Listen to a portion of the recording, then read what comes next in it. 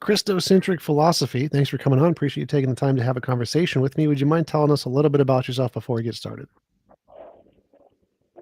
Hello, Hey, my can you name hear is me? Daniel. Yeah, I can hear it. Cool. Yeah, my name is Daniel, and I run the YouTube channel Christocentric Philosophy, and I talk about basically topics relating to philosophy and apologetics and theology, and I'm happy to be here. Cool. So I sent you the link to the YouTube thing. If you want to send it to people, it's put in the Facebook Messenger. And so I invited you on to talk about presuppositionalism. So could you tell me your position on presuppositionalism?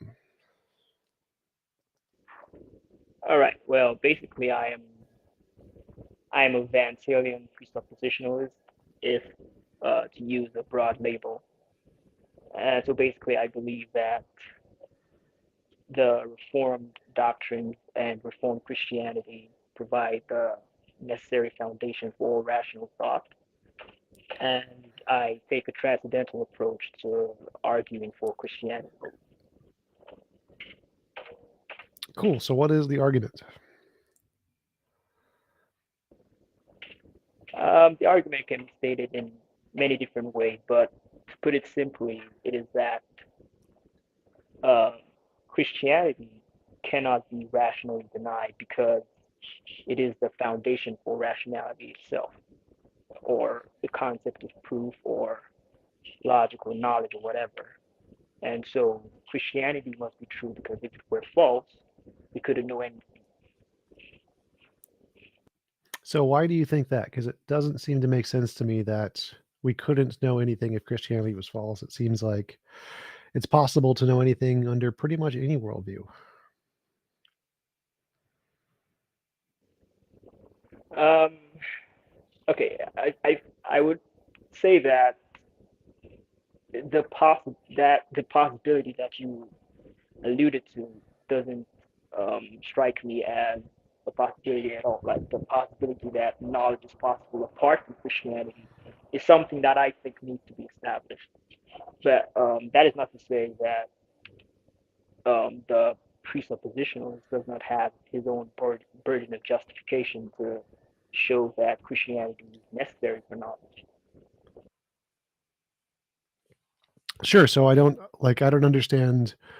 From my perspective, knowledge is a justified true belief. And so the only thing that's required to attain knowledge is to have a justification, a belief, and have that correspond to reality. And so it seems like those things are possible in pretty much any worldview. I don't see why they wouldn't be possible in a non God based worldview.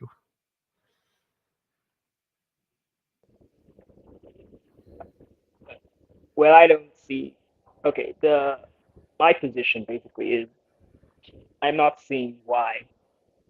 Okay, let me put it this way: the way I see it, you and I are uh, we hold to differing or opposing epistemic positions here. You believe it is possible to know things apart from Christian revelation, Yep. but but I don't believe that. I believe that Christianity is necessary, and so I think this discussion is going to boil down to who can show that their position is rationally justified. And I think um, my stance on the matter can be rationally justified both internally and externally. Internally from basically the Christian revelation itself, and externally through different auxiliary arguments. Well, so again, the first question is you claim that knowledge is only possible under the Christian worldview. And so, by my definition of knowledge, knowledge is a justified true belief. And to have a justified true belief, all you need is a brain, essentially, that can form ideas. And then once you can have ideas, you can have beliefs. Once you have beliefs, if they can have justifications, then all you need is those two things, and it has to correspond to reality. Then you have knowledge. And so, if those three things are possible, which they can be possible under any worldview, which brains and ideas are possible, then it seems like it's possible to have knowledge under multitude of potential worldviews. And so I don't understand why you think that it is not possible to have knowledge without God. I don't understand the entailment of why you think that you can't have a justified true belief in a different worldview. It just doesn't make sense to me. Okay, okay. Well, I think the reason we can pro- we can provide various arguments for why knowledge is not possible in any worldview apart from Christianity. But if we were to go into all of them, it would take a bit of time. So I think it would be best if we narrow it down a bit. And I think I love to talk about things like scientific knowledge, for example. I assume that you're really familiar with things like science, and I believe that you really love um, scientific inquiry and things like that, Sure. since you talk about it on your channel. Yep. But For so sure. perhaps we could narrow our focus to the domain of science. It seems to me that in order for scientific knowledge or scientific inquiry to be possible, there must be order in the universe, or regularity, or predictability, as I'm sure you would agree. But the problem, as I see it, is that in a non-Christian worldview or an atheistic worldview, there is nothing that can provide that order within the universe. And as such, basically, there's nothing that makes scientific knowledge possible in such a view. So just to understand, you said that in order to have knowledge, you have to have order. Well, I wouldn't agree with that. Like scientific knowledge, if you're like referencing knowledge to the external world, I don't think you need order, but sure, we can just grant, sure, there's order. And if there's order, why do you think you need a God to have order? Because order can just be like any law provides order. So the law of gravity provides order. So I'm not seeing why you couldn't have that under a non God worldview. All right, so I'm glad you brought up the topic of gravity.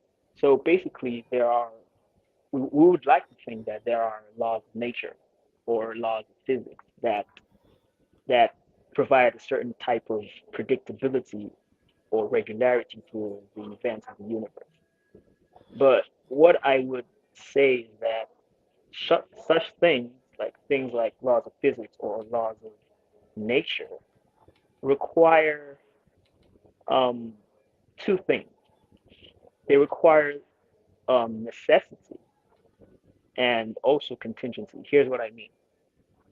For if we take a law of physics, for example, like the law of gravity, it that a law like that entails that there are certain necessary things.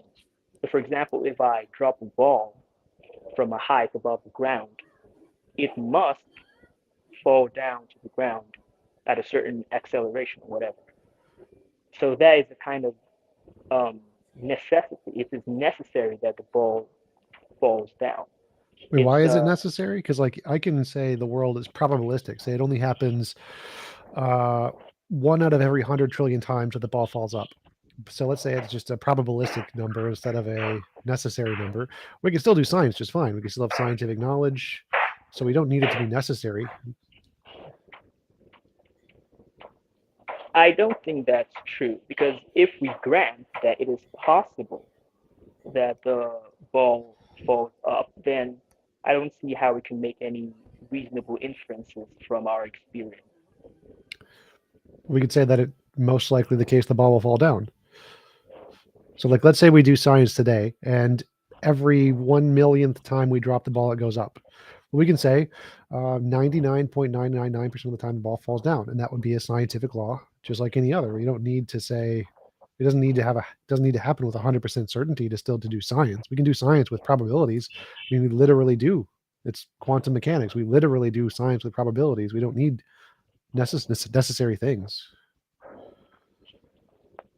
Well, you say that, but if we were to make um, predictions or inferences or whatever, we need. Now, I'm not talking about some kind of mathematical or logical certainty or necessity here. but it's a kind of physical necessity. That is the sense in which I'm saying these things are necessary. Because when I kick a ball, for example, it has to move a certain way. If I were to grant that there is a possibility that the ball turns into a carrot, for example, then there is no way for me to make sense of my experience. What Well, that's the part I'm not quite understanding, because in physics, we have no problem with saying if you kick a ball, there's some percent chance that your foot will pass through the ball. There's some percent chance the ball will go backwards. It'll go through your foot.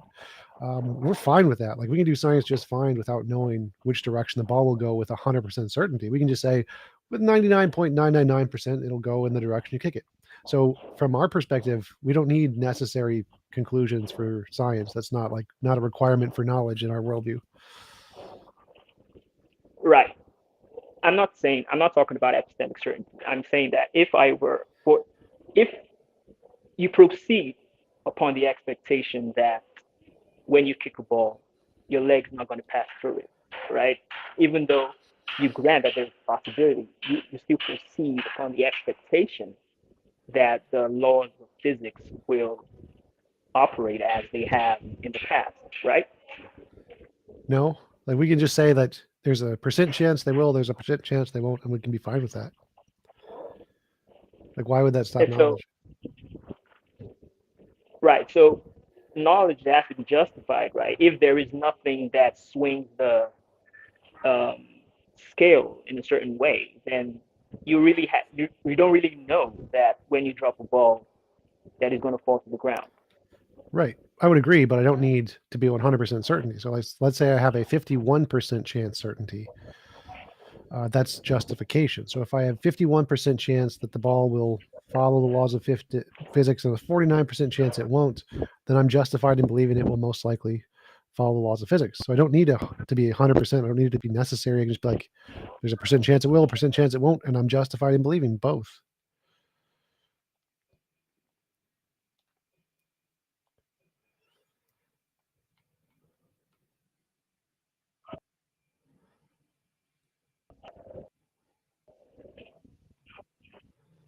Hello? Yep. Can you hear me?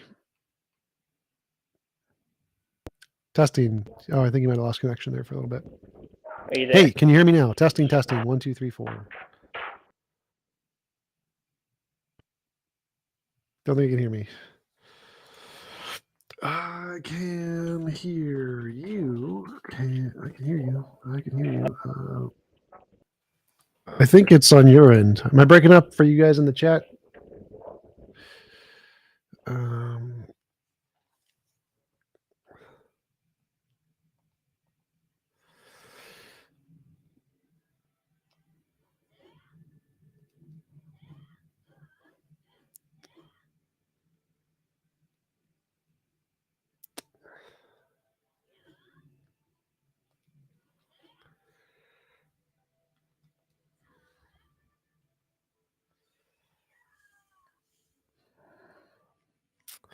Thank you, Clyde. Appreciate it. Thank you. Thank you, Squid. Appreciate it. No video feed. Okay, there you go. Hey, you back? Can you hear me now? Testing, testing. Yeah. Okay.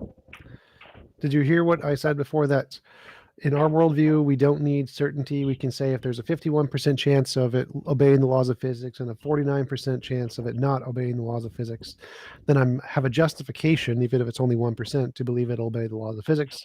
So I can have knowledge even though I don't have certainty. Right. Yeah, and I agree with that. My point is not about I don't really have anything to do with certainty. What I'm talking about is more metaphysical in nature, about the operation of reality. Yep. So I'm saying that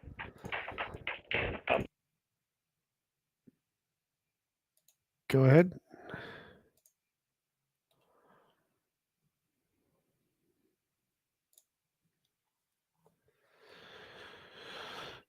Hey. sorry about that. Yeah, no problem. Yeah, right. So what I'm saying is that for you to even have that 1% justification, reality has to be a certain way. Like there has to be regularity. Even if we do not know for certain that there is regularity, there has to be regularity or order in the universe in order for science to be possible, Well, in order for us to be able to. so I would agree that Sorry, go reality has ahead. to be reality. That's true.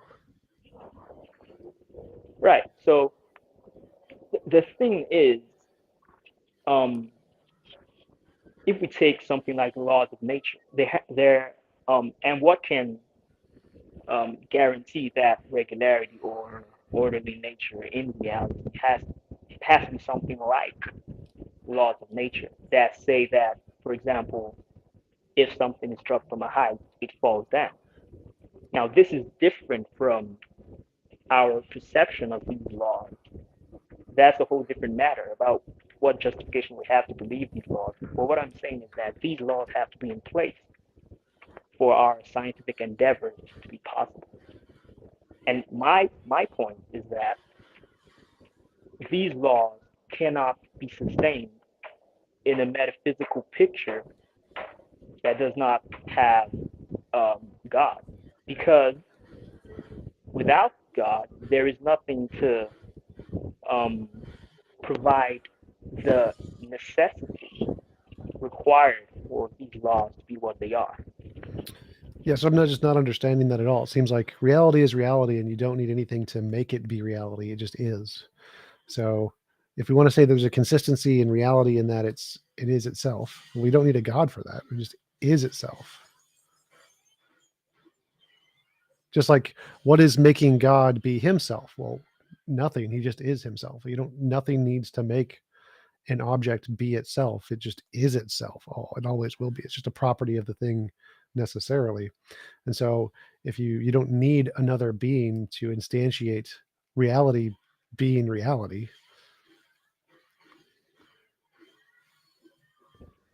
The problem, though, is that the things we're talking about here are contingent. They are the things we experience, the objects of our experience are contingent. They could have been otherwise. They could have been different. Sure. Even the laws of nature that we're talking about could have been different. Sure. And if that is the case, then there has to be something that accounts for the fact that they are how they are. Now, I want to make it clear that if we restrict ourselves to the laws of nature, there is a sense in which they are necessary, and there is another sense in which they are contingent. They are contingent because they could have been otherwise. It could have been that the law of gravity, for example, is an inverse cube law instead of an inverse square law. That in that sense it is contingent, but it is also necessary in that in the world we live in right now, in the reality we inhabit, there is nothing that can contradict those laws. Whatever exists in this temporal world exists according to the laws of physics. So in that sense, they are necessary. And so it seems to me that how can we account for both the necessity and contingency of these laws?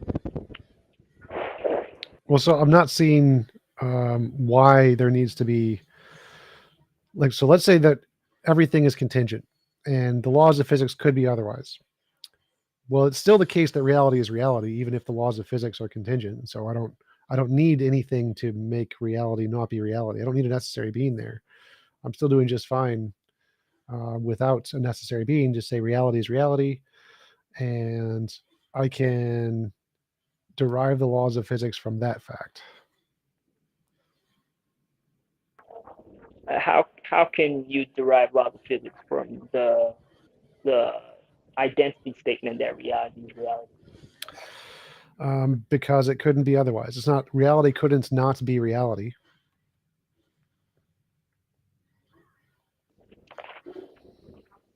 Yeah, but that isn't saying much though. Like what I'm saying, I'm not talking Oh, about so to be reality. I'm clear, talking about reality is reality, and it doesn't need a god to be reality. So it's just even if there's no god, reality is still reality. And so I don't I have that unchanging thing that you're talking about, which is reality. And so because reality is reality, that's where I can get the 1% justification for whatever laws of physics I want, is because if reality is reality, and there is a percent chance that in reality uh, balls will go up or down or whatever, then I now have my justification for believing the ball will move when I kick it, because reality is reality. I don't need any necessary being there. But that's just arbitrary the way I see it. Just saying that reality is reality doesn't really do any explanatory work. It doesn't tell us what the nature of reality is or what has to be the case for it to be the way it is. So it doesn't saying that reality is reality doesn't say much. I could just as well say that God is God, and that settles it. But Well, it doesn't need you to need say some kind anything, like, because the only point here is to say, how do I get belief that an object happens with some percent chance? Well, it's because it happens in reality, and reality is reality. So that's all I need to be able to justify a belief that something's going to happen at some percent chance. All I need is some kind of existence. And then once it has that existence, I can say it'll operate within existence in some way. So I don't need any more than that. And so obviously you could say God is God. I'm fine with that too. But the point here is that you don't need a God to be able to make that claim. That's the only thing that's important. But anything, literally anything, can be justified in that way. You could say, why does God exist? Well, because God exists in reality, and reality is reality. That it doesn't seem to me to do any kind of explanatory work. Well, it doesn't need to. Again, the And point here isn't to show that it can do explanatory work. The point here is, can I have a justification without God? And the answer is yes. If I exist, then I have an you existence. haven't shown that. I'm pretty sure I did. So if I believe that reality is reality, or if reality is reality, then I have a justification for whatever happens based on my experience within reality. So I don't need, I'm not sure. How? All right.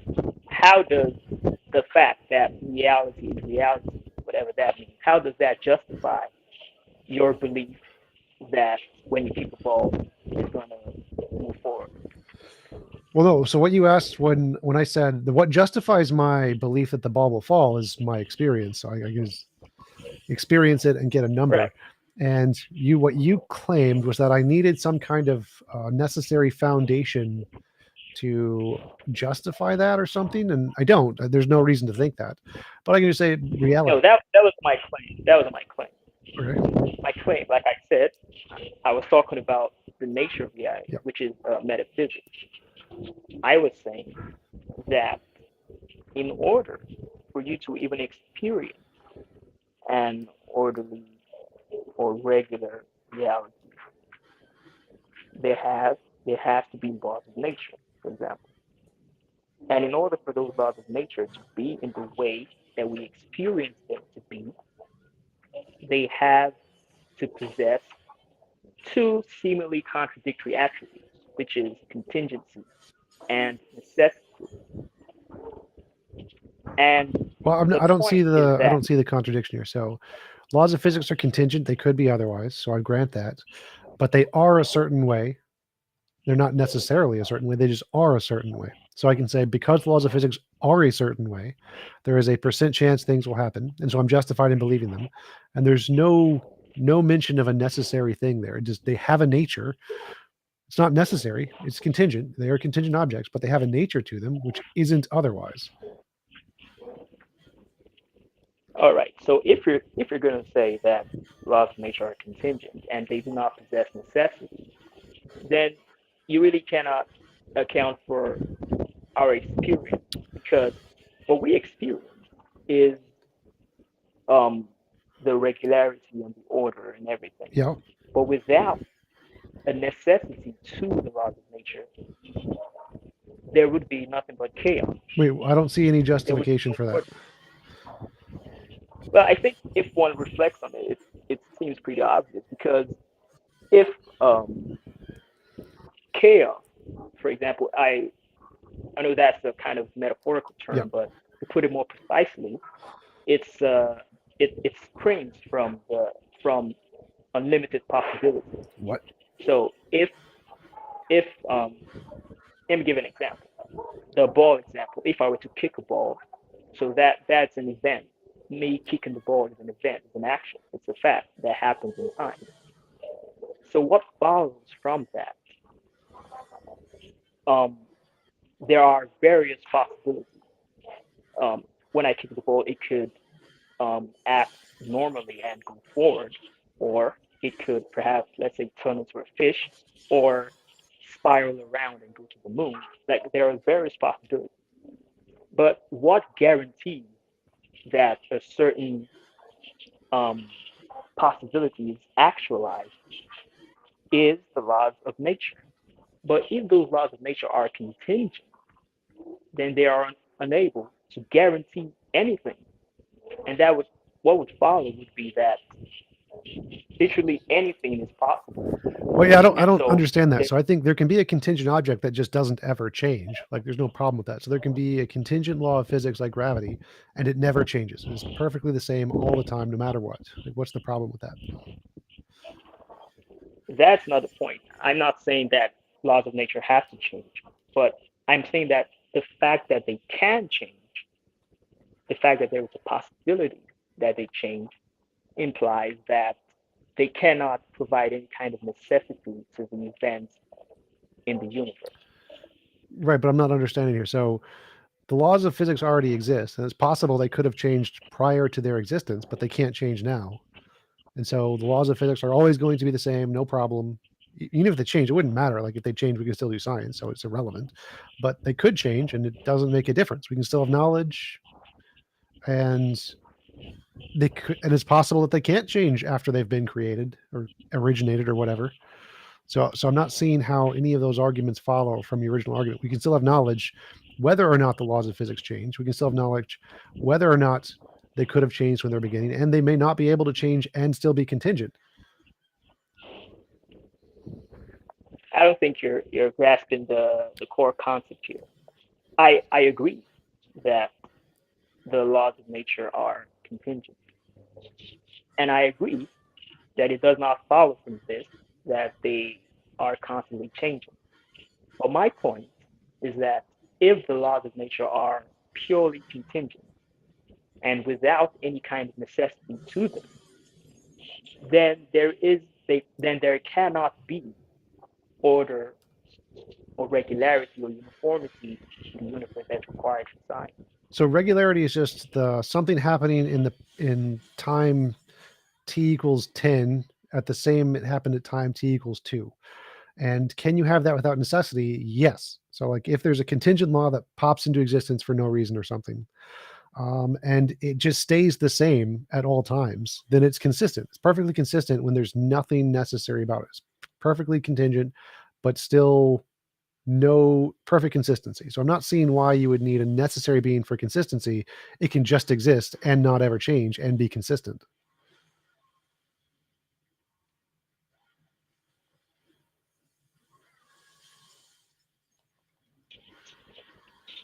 I'm sorry, could you repeat what you said? Yeah. So I'm not seeing why you can't have a contingent thing and consistency. So like necessary, like you have a contingent law of physics popped into existence for no reason whatsoever, just completely arbitrary, but then it's consistent after that. Like it never changes after that. So we have a contingent thing that's perfectly contingent, but also perfectly consistent. So we can base science and physics off of it, no problem, because it doesn't change.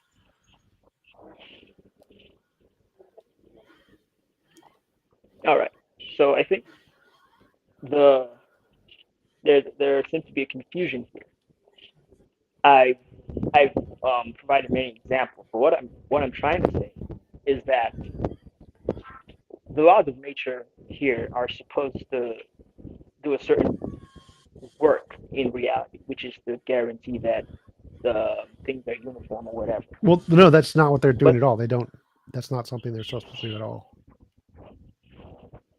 Like again, so physics doesn't care if they change. It's fine. Physics is fine if they change. So laws don't do that at all.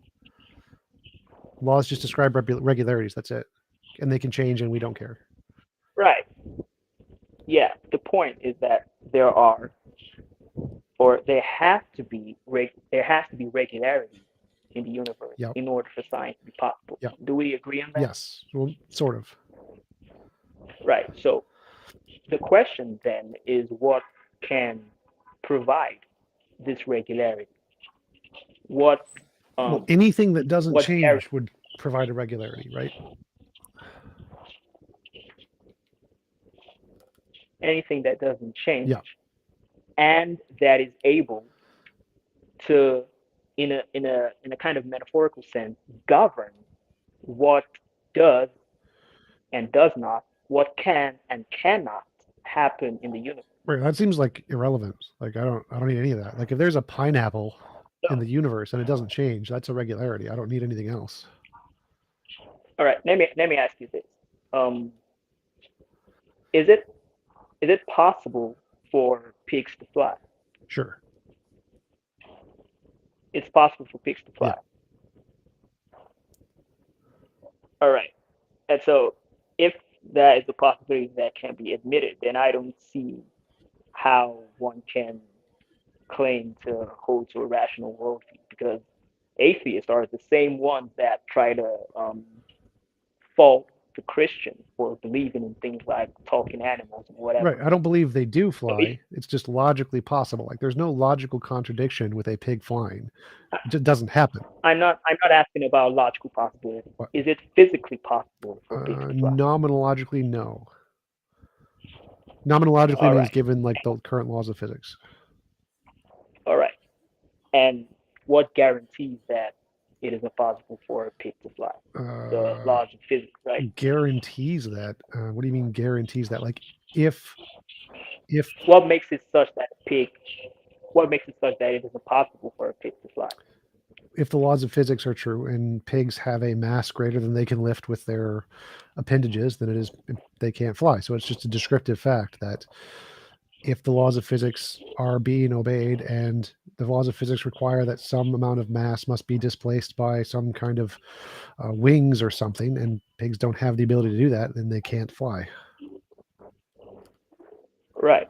So basically, what we have agreed on is that the laws of physics, or the laws of nature, or whatever you want to call them, they explain the impossibility of some fact. In this case, it is pigs flying. And so my point is that we need, in order for there to be the regularity needed for science, we need something that can do this explanatory work, Wait, I'm lost. that I'm is lost here. able to. So I'm not seeing we need any explanatory anything here. The laws of physics are a certain way. Pigs are a certain way in the laws of physics, and therefore they can't fly. So it's not, I don't need anything to explain anything. It's just if the laws of physics are true, The laws of physics, the laws of physics explain why it is impossible for pigs to fly. We just covered that. well, they don't explain anything. They are the thing. So the laws of physics are a thing. And because the laws of physics are a thing, well, that operate in the universe in a particular way, that means that pigs cannot fly. So the laws of physics don't We're, explain anything. They are the reason. yeah, but a reason is an explanation. You're just using different words. Well, no, the explanation is just a description of the physical fact. So the physical fact is the reason. It's not just because we said so. I'm not seeing any difference here. We're basically referring to the same concept. The laws of physics are the reason why pigs cannot fly. Right. Right. And so right. If that is the case, then the laws of physics are are are kind of, to put it metaphorically, governing the universe, Sure. because they in a sense determine what is and isn't possible, what can and cannot happen in the universe. And for them to be able to do that, they have to be necessary. Wait, why? That's the part I'm missing. Like if something that can be contingent, like the law of gravity, and I, determine I don't mean I don't mean logically necessary. I don't right, mean that right, they right, have to be right. logically necessary. They have to be necessary in the sense that in any physically possible world, that is, in any world that is like ours, with the same laws of nature and whatever, the laws of physics are constant. They exist in all possible worlds that are No, they don't. like this Why? one. Like we can just change the laws of physics in a different world, and we still have science in this world. So, like, let's say we changed all the laws of physics, or just deleted them from a universe or something, in our universe they exist, and so in our universe we can do science just fine. Right. What I'm saying, I'm not saying I'm saying that the laws of physics are physically necessary in the in a physically possible world. That is, in any um, world that is like ours, with the same laws of physics, basically. So the if you take a world with the same laws of physics like our universe, with just if you change up different things, the laws of physics are constant. And if the laws of physics are constant in that world, then things in that world would act in the same way under the same conditions. Does that make sense? But sorry, we can still like grant that that's wrong. Say there's some that in the laws of physics are the exact same in a different world, but because of randomness or something, they do different things. Like that's fine. We'd still be able to do science. Okay, hold on.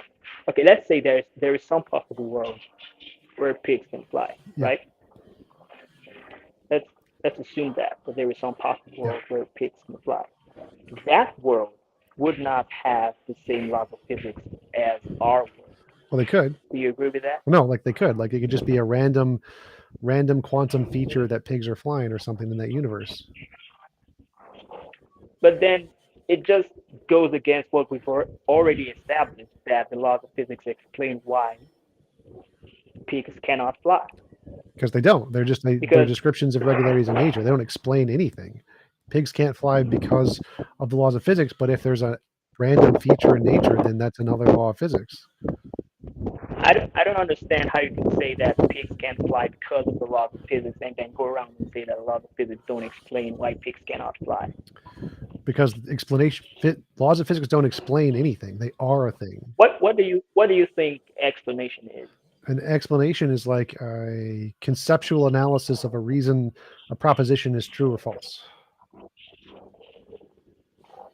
It doesn't necessarily have to be. I think there are two different senses of explanation, and I think that's what brings up the confusion. There is an epistemic sense of explanation, and there is a metaphysical sense of explanation. The epistemic sense is perhaps the conceptual analysis of whatever they're talking about, where I'm trying to explain something. But the metaphysical sense is basically just a metaphysical explanation is uh, if A explains B metaphysically, then B is the case because of A or in virtue of A. So if the laws of physics explain why, metaphysically speaking, pigs cannot fly, it is because pigs cannot fly because the laws of physics are the way they are. Unless there's a different law of physics, like a quantum law in which they can fly. Exactly. We're basically agreeing that if the laws of physics were different, if there were some different laws of physics, then perhaps pigs could fly. Yeah, But the point is that if we have the same laws of physics in our universe, sure, if the laws of physics are kept constant, then pigs cannot fly. sure, Right? sure. Right. Right. And so what I'm saying is that if that is the case, then it that for that to be the case, then the laws of physics have to be necessary. Necessary in the sense that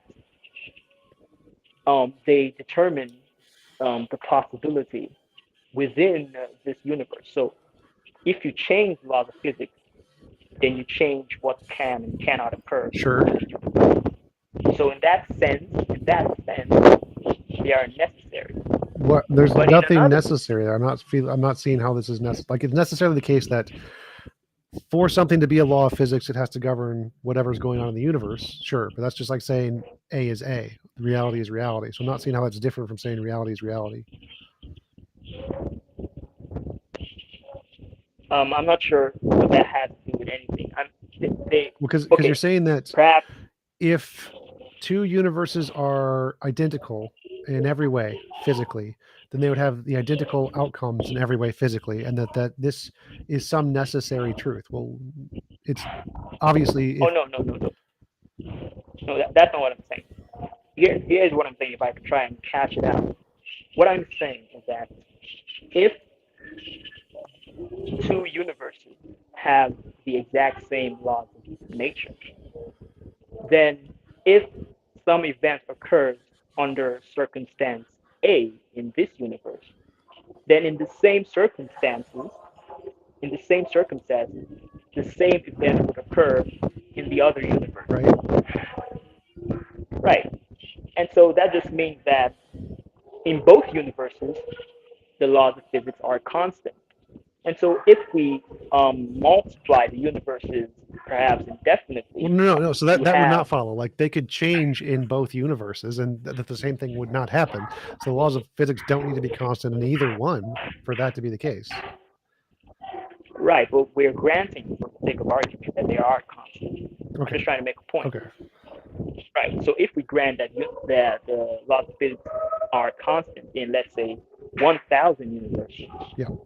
then in 1,000 of those universes, under the same circumstances, the same thing would occur. Yeah. So if I kick a ball, if I drop a ball from a height in this universe, universe one, and it falls to the ground, it's going to fall to the ground under the same circumstances in universe 418, Yeah. whatever. Yeah. And that's because the laws of physics are Sure. constant in those universes. Sure. So what I'm saying is that in that sense, the laws of physics are necessary if we restrict ourselves to the domain of those 1,000 universes. Again, that just seems like reality is reality. That's like synonymous with that phrase. So if you're saying that if the things that govern reality, laws of physics, if they are necessarily have some implication that they will do X under these conditions, and they will do X no matter how many universes are the case. You're just saying an object that has the nature that will do this will do the thing that its nature requires it to do. So reality is reality. That's literally all you're saying there. You don't need God for that. It's just reality has a nature, and its nature will do the thing its nature will do. But the nature But can be contingent my just point. fine. If here's my point. If we go along with the analogy, if we grant, if we then say, for example, that the laws of nature, that the laws of physics are contingent, remember we're still restricting ourselves to this Yep. 1,000 universes. Yep. If we say that they are contingent, then that just means that they could be different in any of the universes. And what that entails is that if a ball is dropped and it falls down in universe A, that doesn't mean the same thing will happen under the same circumstances in universe 1000. Well, no, that's wrong. So, like, in all the universes, if the laws of physics are the same thing will happen in all of them, even if they're all contingent. Correct. All contingent, same thing will happen. What If, means if they are constant in in all the universes, that just means that they are necessary. no, they can be all contingent and all have the exact same values in all of the universes and still be contingent. I don't think that follows. Yeah, it is. Please Like, remember that by universe here, I'm speaking of a possible world. yep. You cannot say that if the laws of logic, for example, are true in all possible worlds, then it just follows that the laws of logic are necessary, that they are necessarily true. Right. So if all Yeah. So possible worlds, in there the could just be same different way, laws of physics. if the laws of physics are constant in all possible universes, or in 1,000 possible universes, then that just means that they are necessary in the domain of those 1,000 universes. That is just, it's a simple entailment. Right. So the laws of physics are contingent, and in 1,000 universes, they all share the same values. And if they all share the same values, they'll have the exact same result, and they can all be contingent and do that. So there's not a necessary requirement for those. I just explained why they cannot be contingent and do that, because Yeah, they can. contingency. So, like, if you're saying in all logically possible worlds, they will all be the same. Like, no, obviously not. They'll be different. And if they're different in different logical possible worlds, there'll be different outcomes. But in each of the worlds that they are the same, they will all have the same outcome. Correct. My point, I'm trying to explain that if if the laws of physics are constant across possible worlds, that just means that they are necessary. Right. So if the laws of physics were Well, actually, no, that'd still be wrong. Well, so if the laws of physics had to be the same in all logically possible worlds, then they would have to be necessary, probably. But they don't. Yeah, but calm down. I remember. Calm down. I'm pretty calm. Yeah, sorry about that. What I'm saying is that there are different domains or scopes of possibility. I used logical possibility as an example that because laws of logic are true in all logically possible worlds, it doesn't mean that they are necessary, that they are logically necessary. So if we take that as from as a starting point, it just means that if the laws of physics are the same in any number of possible worlds, that just means that within that domain, within that modal space, they are necessary. I'm not saying that they are logically necessary, but they are necessary when we kind of like narrow it down to those 1,000 possible worlds. That just what that's just what necessity means. No, not in any physics textbook. So necessary But means I'm not is talking about physics. This is just so no. So the modal. fact that they're the same in like a group of worlds, they are not necessary. In zero, there are no senses of the word that they are necessary, just because they're the same in 10 different worlds. So like there could be a pineapple that's the same in 10 different worlds. It doesn't mean that in those worlds the pineapple is necessary. That's just false. That's literally what it means. No, necessary means is true in all possible worlds. Like it doesn't mean is the same in all possible worlds. Like there are 10 worlds in which I am bald. Does it mean I'm necessary I'm bald? Well, no. You're confusing the scope. If there is only one possible world, then it just follows that everything in that world is necessary. It all depends on the scope. Necessity is a how I put it is a scoped quantity, if I could say it like that. No, so When you if say only one world is possible, then that world is necessary because it's the only possible world. So necessary right, means is all possible worlds, happens in all possible worlds. That's it. That's what necessary means in every context. It means all possible you're worlds. right, you're correct. But take note that all there is a quantifier, and if we narrow the scope of that quantifier, then it just means the same thing. Well, If no, I no. So say that it means that it narrows the scope of ontology. If you want to say that there's literally only one possible world and nothing else could happen ever under any circumstance, that's how you get a necessary one possible world. But you can't say there's like a billion possible worlds, um, and they all have the same laws of physics. But there's some other possible worlds that have different laws of physics. But in that billion, they're necessary. Like no, you have to say literally, it can't be the case that there are any differences in all possible worlds in entirety. So if you're saying that there's 1,000 possible worlds, that's literally all the possible worlds they are, and in all of those worlds, the laws of physics are the exact same, then you could say that the laws of physics are necessary. But that's not the case. You can clearly change the laws of physics. No one's saying you can't, and you can do fine science in any of those just fine. So you don't need necessary laws of physics that are possible or that can't be changed in any possible world. Like we can just grant there are other worlds with other laws of physics that change all the time, and like that's fine with us. We don't mind it. We can do science just fine. We don't doesn't matter whether the laws of physics are necessary for us. I think what you're still not getting is that is the scope of necessity is not rigidly defined. It is in If philosophy.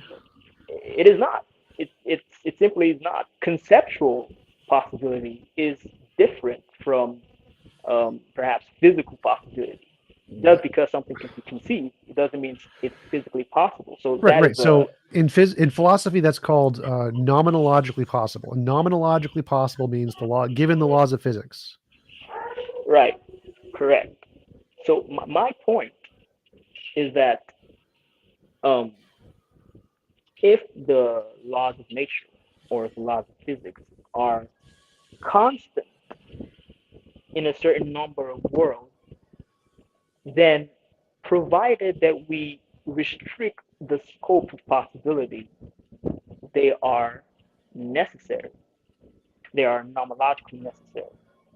No, that is not the case. That doesn't make any sense. Like nomenological is saying given our current laws of physics, nowhere says that they can't be different. Like they grant they can be different. It's just that's called logical possibility or metaphysical possibility. Like so, possible worlds. There is no like nomenologically necessary impossible worlds. It's not a thing. Seems like because it seems like what you're doing is you're conflating. You're trying to say that because let's just grant nomenological possibility is in all possible worlds, and you're trying to make nomenological possibility metaphysical possibility, which doesn't work. But I don't even understand why you think that would change anything. I'm not doing that. All I'm That's exactly what what you're I'm doing. the point the entire point I'm trying to make is that the laws of nature have to be necessary in some sense, not the logical sense, not the metaphysical sense, Well, I'm not but seeing in that sense some because they're sense, not nomenologically necessary either. the laws of physics are not nomologically necessary. No, you can change them. They have been changed. The gravity was repulsive at the early universe. Like nobody thinks the laws of physics are necessary in any sense. It's Uh, we think that for things to happen the way that we see them, the consequences are a necessary result of the laws of physics, but nobody thinks the laws of physics are necessary. I think this is just semantic. If we can forget the laws of physics phraseology, we can just say laws of nature or whatever. Um, the I Yeah, I think think those are the same. we we've already established that um, it is because of these laws that certain things cannot happen within the Sure. universe, right? Yeah. Right. And so, and we've also established that um, in a universe that has the same laws, the same things will happen under the same circumstances, right? Right. Yeah. And so, my point is that if these laws were We're contingent, getting so one sec. The wind is like breaking up. I can't hear you. All right, go now. Try now. Or whenever is it you. better now? Yep. Now it's better. All right. Yeah. So the point is that if these laws were contingent, if they were different, if they could be different, then it just follows that nothing is guaranteed. If, for example, if we were to say that it is impossible for pigs to fly, then the laws of physics have to be a certain way in order for that to be the case. I think we've already established that. Yeah. Yeah. So And like, if the laws of physics govern the universe, and there is no law of physics that allows pigs to fly, then pigs cannot fly. right, correct, sure. And here's the main point is that um, if the I'm sorry, yeah, if the laws of physics are a certain way, then pigs cannot fly. So my Right. point is that in order for science to be possible, there has to be some there have to be some impossibilities in the world. So if every time we perform an experiment, for example, literally anything is possible, then we cannot make any consistent inferences necessary for science. Well, so I'm missing that part because we can, if anything is possible, we don't care. We're totally fine with that. It doesn't matter with the science whatsoever. Like we're happy to just grant anything is possible.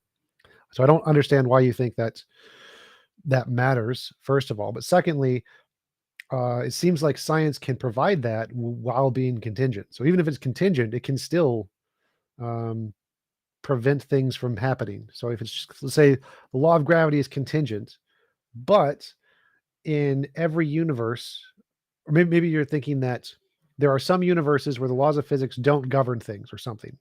So even if the laws of physics there, then it doesn't matter because pigs can fly because the law of gravity doesn't govern pigs in universe X. Therefore, because the fact that laws of physics govern the universe is a contingent fact, then it's logically possible to have a universe that the laws of physics doesn't govern. Maybe that's the argument you're trying to make, like, but I don't think it matters. No, here, perhaps I can make my point clear with an example. Let's say that we observe, let's say we're doing science and we observe that, um, let's say that every time we drop a ball from a height above the ground, it falls down. If, let's say, we then make the the conclusion that there is some kind of law or gravity that ensures that whenever a ball is dropped, it falls to the ground. Let's say we make that conclusion, Yeah. but then, unbeknownst to us, there is no law of physics that guarantees that. Right. It just it just means that we're wrong. Yep. We're wrong that it is impossible for a ball to go up when we throw it down. Right. So that means that in order for us to be able to gain knowledge through science, we have there has to be, whether we know about it or not, there has to be constant laws that guarantee that certain things are impossible. No, I'm not following that. It seems like you're just doing science wrong. So it seems like you're claiming that if you have a hypothesis that there is a law that governs the universe, that's your belief. Then the only way for you to have knowledge is if there is actually a law like that, which I would agree. But I would say scientists don't do that. They do it better. They say there is a regularity in nature. We don't know if it's a law. We don't know if it's percent chance, whatever. There is a regularity that this tends to happen. And that's a belief, and so they can be true. Is it the case that in reality this happens most of the time? And they can be like, yes, it does. That's a true statement. And so that can be knowledge, even without a law. There could be zero laws. Say there are no laws at all, and it just happens to be the case due to random chance that objects mostly fall. If a scientist believes objects mostly fall, and their justification is the observation that it does, they have a justified true belief, and so you can still have knowledge with no laws. How I don't see how that is knowledge when it's just you're lucky that you're right. Well, the belief is that most things mostly fall. So it just says things mostly fall. That's the belief. And the reason I believe that is because I drop things and they mostly fall. So that's a justification. So I have a justification through my experience for the belief. And let's say in the universe, it happens to be true just by luck that things mostly fall. Now I have knowledge because I have a justified true belief. So I mean that I don't see how that would be a problem where I have a belief, the belief is justified by some experience, and it happens to be true in the universe, then I would have a I don't justified think true belief. I don't think that that is a justification at all Why? because if because the fact it is true just by chance. There is nothing that um makes you even more certain than not that that thing is true. I'm You not understand what I'm following. saying? My belief has nothing to it doesn't claim anything about what makes it true. It doesn't say anything about anything making it true. My belief is simply that things mostly fall. That's my belief. I don't know why. I don't care why. It's not relevant to my position. It's just things mostly fall. And I Yeah, base but this belief off of my experience that when I drop things, they mostly fall. Now, that belief doesn't say anything about what causes this or why this is. It just says it's the case. And so if I look at reality, make a justified belief based on reality, and it is the case in reality, I have a justified true belief, and I don't make any claims about why it's the case or how it's the case. It just is the case. right. So the proposed justification is the experience, Well, but that's yeah, yeah, the problem is that experience is particular in nature, and yeah. a particular experience cannot justify a general truth without a more general principle that that might connect the particular experiences under some rule or Wait, why? generality. I don't see that at all. Like I can have a If general I if experience. Like wait. So like I have a general experience that I don't know. blondes are You cannot prettier than have a general brunettes. experience. You cannot Yeah, have general experience. yeah, Experience is right, particular in nature. When I experience right, this right. So rock, by general, I mean it happens more often for me. It happens more often for me that I right, find blondes more right. attractive than brunettes. And so I What you can I have, can generalize that blondes are more attractive generally than brunettes in the world. Now, it could be the case that this is true. Now, it's purely by random chance, by evolution or whatever. It's not like it's determined by physics that this happened. In which case, I would be right. I would be true. My belief would be true that more blondes are attractive than brunettes. But it's not because of anything. It's not like it's determined. It's just luck. Like, so I use a different example. Let's say that more dice land on evens than odds. Let's say I roll 10 dice and like 7 of them are even and 3 of them are odd.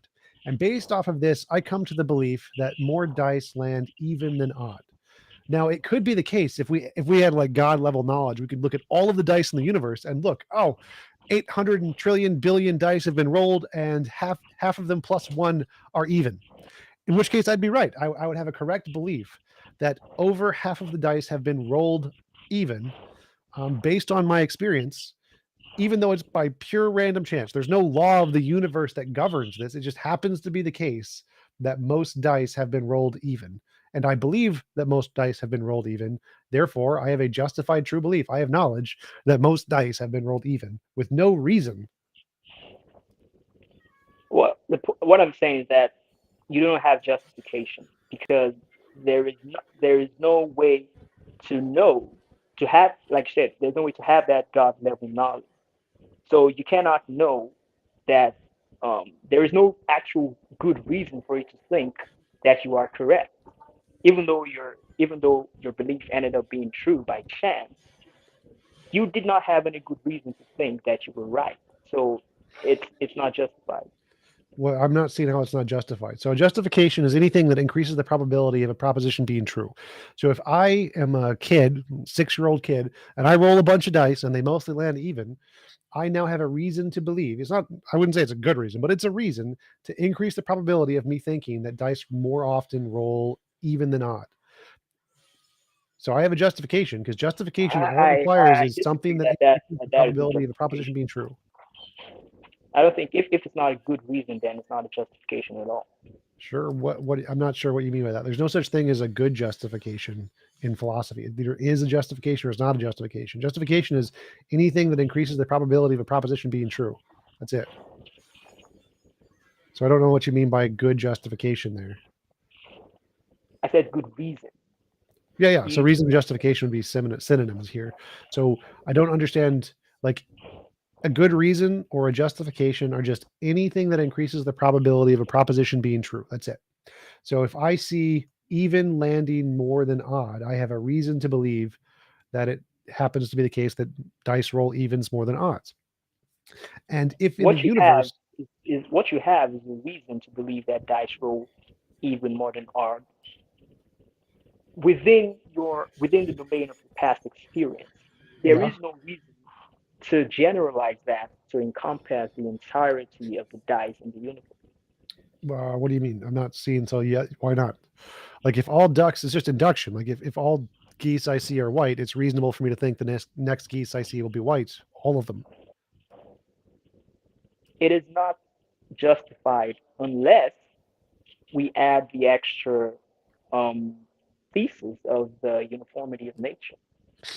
No, I don't need to add that at all. I can just say, given my experience, this is what I experienced, and so I expect it to be the same, even though I can expect that it's wrong at some point. I can expect that But why? there's a black duck out there. Why should why should your past experience have anything to do with your future experience Why should my without past? uniformity of nature?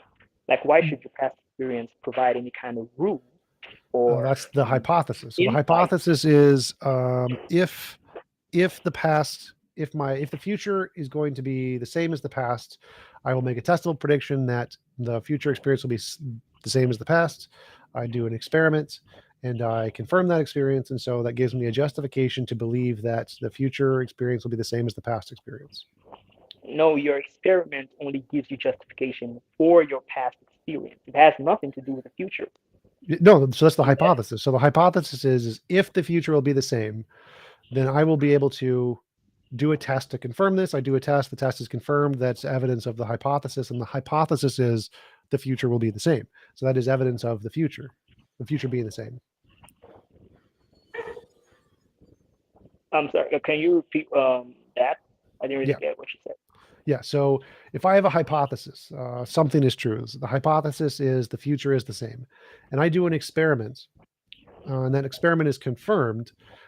That experiment was evidence of my hypothesis, whatever my hypothesis was. And so in this case, my hypothesis was the future will be the same. And so when I do the experiment and get the results that I'm looking for, that's evidence that the future is the same as the past. I've given a justification for me believing that the future is the same as the past because that was my hypothesis, and the experiment confirms the hypothesis. Okay, so if I get what you're saying that you hypothesize that the future will be like the past, Yeah. right? Yeah. And then you perform an experiment or you do something, and if when that um, happens, that serves as confirmation of your hypothesis. Yep. Yeah, but the problem is that it doesn't still justify the principle, because what you just have is a confirmation of the hypothesis in the past. It doesn't mean that the hypothesis will be confirmed in the future. And so basically, in order for your experiments to be evidence of your hypothesis, you would need to assume the hypothesis that you're trying to prove, which is just viciously Well, circular. that's fine. That's literally what you do with any test. You assume the hypothesis is true, calculate the results, and then experiment to see if the results match the expected value. So with any hypothesis, what you do is you start But assume it's true. you're What? not confirming the hypothesis, then you're just assuming your conclusion. Well, no. The way any hypothesis works is you assume it's true and then predict the expected results if it's true. Like, so if God is real, I would expect that when I die, I will meet him at the pearly gates and be judged, blah, blah, blah, blah, blah. And if that happens, that would be confirmation of the hypothesis because it predicted that this would be the consequence if the hypothesis was true. So it's not circular reasoning. You're not assuming the conclusion and then stopping. You're assuming the conclusion to be able to predict a result. And if the result happens, then you are justified in believing the hypothesis. Circular I reasoning understand that. happens when you just assume the conclusion and stop. I understand that. I understand that that's what's supposed to be happening. That is the kind of hypothetical deductivism. But what I'm saying is that in this particular case, what you're doing is your hypothesis here is that the future will be like the past. Yeah. And your proposed evidence of this hypothesis is the fact that the future has been like the past Yeah. in the past. You see Sure, and that? that's not a problem. But the problem here is that that evidence does not um it does not imply that the future will be like the past in the future. So, Well, but that's the a only part of the hypothesis. That's an entailment of the hypothesis. So, like, you can add in whatever you want into any hypothesis. Let's say I believe in magical pixie leprechauns or something. And if I believe in magical pixie leprechauns, I will predict the next lottery numbers or something. If I predict the next lottery numbers, that's evidence of magical pixie leprechauns. Even though we've never seen one, we've never experienced one, all I did was predict the next lottery numbers correctly. So my ability to predict the future based on some hypothesis justifies all of the entailments of the hypothesis, every single one of them, even if not all of the entailments were demonstrated directly. If my confirmatory justification will justify all of the entailments. I don't need to justify each one individually with some kind of a test. And so if I have like entailment one, the universe will be the same in the future always or something. And if this is the case, the universe will be the same in 5 seconds by me dropping a rock or whatever. If I drop a rock and it's the same, that's evidence of everything in the hypothesis, all of it, the whole thing. Is obviously it's less evidence for the further you go out into the hypothesis, but it's evidence for the entirety of the entire thing. right, the point I'm making is that the only way that experiment or event or whatever can count as evidence is if you assume that the future will be like the past. Notice that in Well, that's the other cases, hypothesis. So that's you can start with anything right? you want in a hypothesis. Notice that in other cases, in your example of the leprechauns or pixies or whatever, let's say you predict the um, the lottery number. Yeah. That we can count that as evidence because um, they are independent. So we don't need to assume that there actually exist these leprechauns or pixies in order for you predicting the number to count as evidence. But in this case, the only way we can say that these experiments are evidence that the future will be like the past is if we assume that the future is already like the past. So we're not confirming the hypothesis. We're just assuming what we're trying to give evidence for. Well, no, again, that's not an issue. So you can assume whatever you want. Like any It is hypothesis, an you can issue. assume anything you It is want an issue. ever. No, it's not. It It's is not an an issue at issue. all. It's not.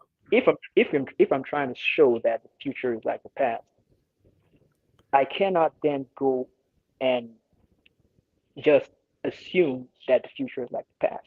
We're Yeah, you trying to can. There's no find problem. evidence. There's absolutely no problem with that whatsoever. So, like, I can say, if I believe God exists, then I can assume God exists, and I can do some testable prediction that God is entailed in. So, if heaven exists, God must exist. So, like, let's say we're in heaven, and I think heaven exists, or I think God exists. So, let's do some experiment to see if God exists.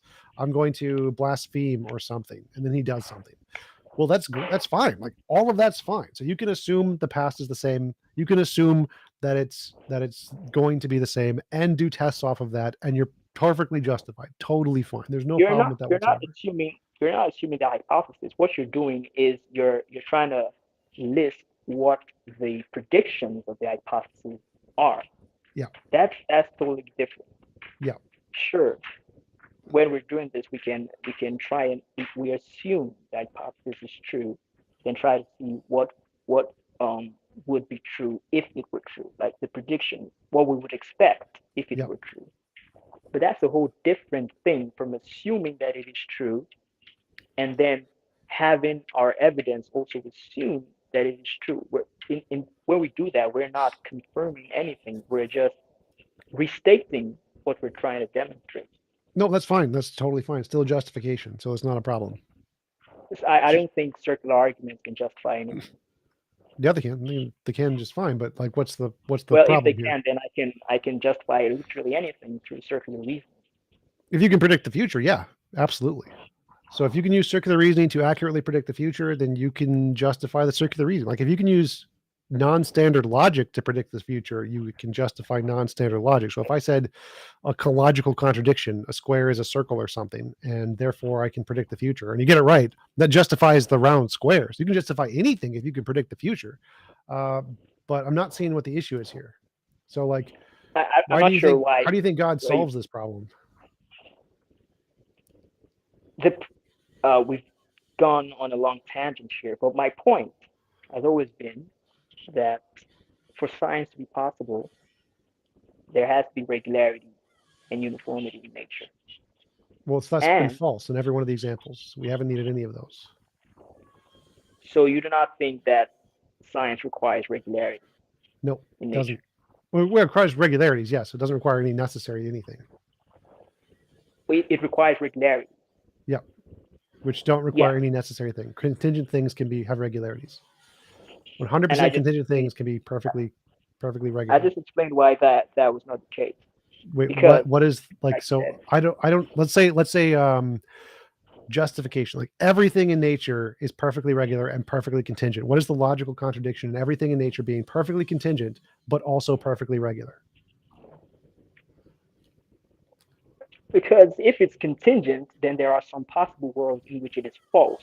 And if there are some But that doesn't possible matter. worlds, All that matters is in this world is regular. Doesn't matter. It can be different in all possibles. I don't care. In this what do world you is think? regular. What do you think regularity is? It means the same in one world. Consistent in one world. That's I don't think that's what um I think perhaps that's why we're talking past each other. Well, that's all that's required in science. To do science, it just needs to be consistent in one world. We don't care what happens in the other worlds. It makes no difference. All we need in our world is consistent in ours. To do science, only needs to be consistent in our world. Right. But what I'm saying is that we're talking past each other because it seems we're using different senses of the term. So let's go back to the science thing. Science, the only thing that's required for science is the laws are consistent in our world. No one cares about the other ones. Possible worlds don't matter. Zero difference. Well, I don't think that is the case, because if there are possible worlds that are like the same as ours, and there are certain things that happen in those worlds that don't happen here, then there is no regularity. For example, if pigs can fly in some possible worlds with the same laws of physics as our world, then the laws of physics are not then there is no regularity at all. Wait, that doesn't matter. Like, we can still do science in our world. Like, if there's some other world where pigs can fly, we can still do science in ours. So we don't need what you're saying is regularity is irrelevant. If that other possible world has the same laws of physics, it just means that the laws of physics do not. That's irrelevant. You're bringing up an irrelevancy. It literally doesn't make a difference. I don't care what happens in the other world. So let's say there is another world with the exact same laws of physics and pigs fly. It's not in this world. So I can still do science in this world just fine. And I can do science in that world too. No, you can't. Because why? Remember, we said that because the laws of physics do not rule out the flying pig, basically. Yeah, but I don't care. Like, I can do science just fine based off of probabilities.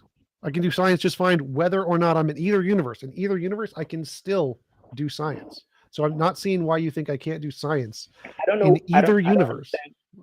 I don't understand what you mean by do science, but the point I've been hammering all along is that scientific knowledge would be impossible, because there has to be some type of regularity. Well, that's the part I disproved earlier. So when you claim that, like, there's some law of physics or whatever, that I believe things fall because there's a universal gravity force that never changes, you're doing science wrong. That's not how science is done. Science says there's a regularity, things happen. And if there's a regularity, even if there's no law governing it, you can still do science. So in a universe with flying pigs and in a universe with no flying pigs, we can still say we're doing science because we believe there's a regularity. We're back to this notion of regularity. I need you to explain that notion for me. What do you take regularity to mean? Any consistent pattern in anything. Consistent pattern? Yeah. So that means under the same circumstances. No. I don't care about the circumstances. I just need a pattern. The pattern can be random. The pattern could be dice rolling more even than odd. That's a consistent pattern. There doesn't need to be a reason behind it. There just needs to be a consistent pattern. A consistent pattern. Yep. I don't see how anything could be consistent if you're not saying that under the same circumstances the same thing will happen. It's like dice. If I roll dice and more of them are even than odd, that's a consistent pattern and nothing is causing it. All right. So take this example. If water freezes at 0 degrees Celsius in one instance, but freezes at 50 degrees Celsius in another instance, in the same universe, is that a consistent pattern? If it does one more than the other, yes. Okay, so if water freezes at 0 degrees 2 times and only it freezes at 50 degrees once, then that is a consistent pattern. Yep. I disagree.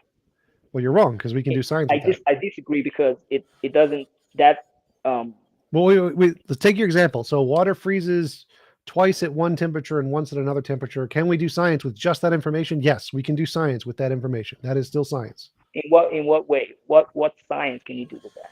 You can make hypotheses. You can make predictions. You can do tests. You can have prediction. What prediction can you make from that information? That'll happen twice as much at this temperature than at the other temperature. But that's just false. It doesn't matter if it's false. You can do science. Science is making predictions. If it's false, then there is no knowledge that can be gained from Well, no. You can make predictions off of it. So based on your predictions, you can make correct predictions. So if you predict that the next one will be one temperature, not the other, and you get it right, you have knowledge. You don't, because You there is no do. justification. There No, is no that's the justification. if you make a successful prediction, that's a justification by definition. Oh, no, it's not.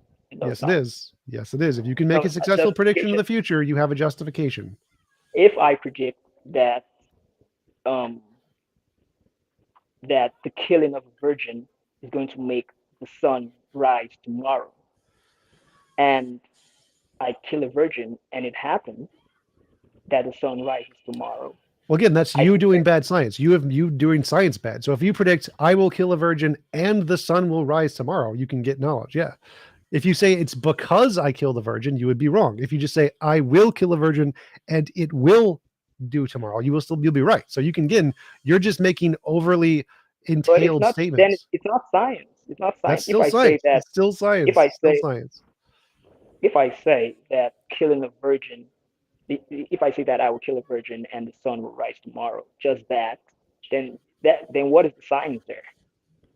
Just the consequence. So if you can make a prediction of actions and predict the consequence, you can do science. That the sun will rise tomorrow on the basis of my killing a virgin, then you'd be wrong. Then that would just be a wrong hypothesis. You'd still be doing science. You'd just be wrong. Exactly. Then it's a false belief, right? So it doesn't. Yes, it's a false belief. Doesn't yield any knowledge. Right. So that's just a false belief. You can still do science. You can still get right beliefs. That one would just be false. So having one example of one false hypothesis isn't an example you can't do science. That's just saying you have one false hypothesis. Like, obviously you can get false hypotheses while doing science. My point isn't about whether or not we can do science, whatever that means. My point is whether science. Yes, you can gain scientific knowledge while some hypotheses are wrong. Yes. Yeah, but you cannot gain scientific knowledge if you do not have justification for. Yes, I have justification. So let's say in your example where there's water, I claim that there is a regularity in nature that is freezes at one temperature more than another. If it is the case that in this universe, purely by random chance, that it freezes more at this temperature than the other temperature, I now have done science. I don't need any more. But so how did I not do science there? Right. How is that not science? You do not have justification. No. So water freezes more at this temperature than this temperature. I've observed it. I have a justification. I have a belief that the water freezes more at this temperature. Wait. So I've seen the water freeze more at this temperature than this temperature. I form a belief that it freezes more at this temperature and this temperature in the universe. I now have a belief. I have a justification. And if it's the case in the universe that this is true, I now have knowledge. Right. So how do I not do science just there? My point again is that your experience is not justification. Yes, it is. How is that not justification? Unless we assume, again, we're coming back to this, that the future and the past are connected. Not a problem. I can assume that, and if I do a test and it's confirmed, that's justification. So it's perfectly fine. Right. We're back to where we were the other time. And you have not explained any way how this is a problem. So I still haven't presented a problem. I'm pointing out that it is a vicious circle. And circular reasoning does not use justification. It doesn't make a difference. If I can make novel predictions about the future and get it right, I have justification. Doesn't matter what kind of reasoning I use. If I use a self-contradiction, P and not P at the same time, and I can predict the future, my justification is I have a justification. So if I say round squares cause the lottery numbers to be this, and I get it right, I have a justification. So it doesn't matter if I use circular reasoning. It doesn't matter if I use logically inconsistent reasoning. If I can predict the future, it's justified. Yeah, and I think that's where we can agree to disagree, because I do not believe that circular reasoning is rational, and I do not believe that circular reasoning or logically inconsistent reasoning can yield justification. Well, you're just wrong, though. It's a fact. If we cannot agree on this basic principle of rationality, then I don't think that we have enough common ground. Well, no, this is a fact in philosophy, so it's not really up to debate. But I can just grant it. I can just grant for the sake of the argument. Let's say we're not allowed to use circular reasoning or something. How do you think your God does not use circular reasoning? Because your God follows fails all of the problems even worse than any of the principles I've described. So how do you think your God can actually solve these problems when it actually suffers them worse? What does that have to do with anything? The point is whether or It's not circular reasoning can logical be inconsistency. You justification. are using circular reasoning. So if you think How? there's a necessary being, that's circular reasoning. So if you think a How? necessary being is required, that's circular reasoning. So how do you think How? God solves this problem without using circular reasoning? Well, that's pretty simple.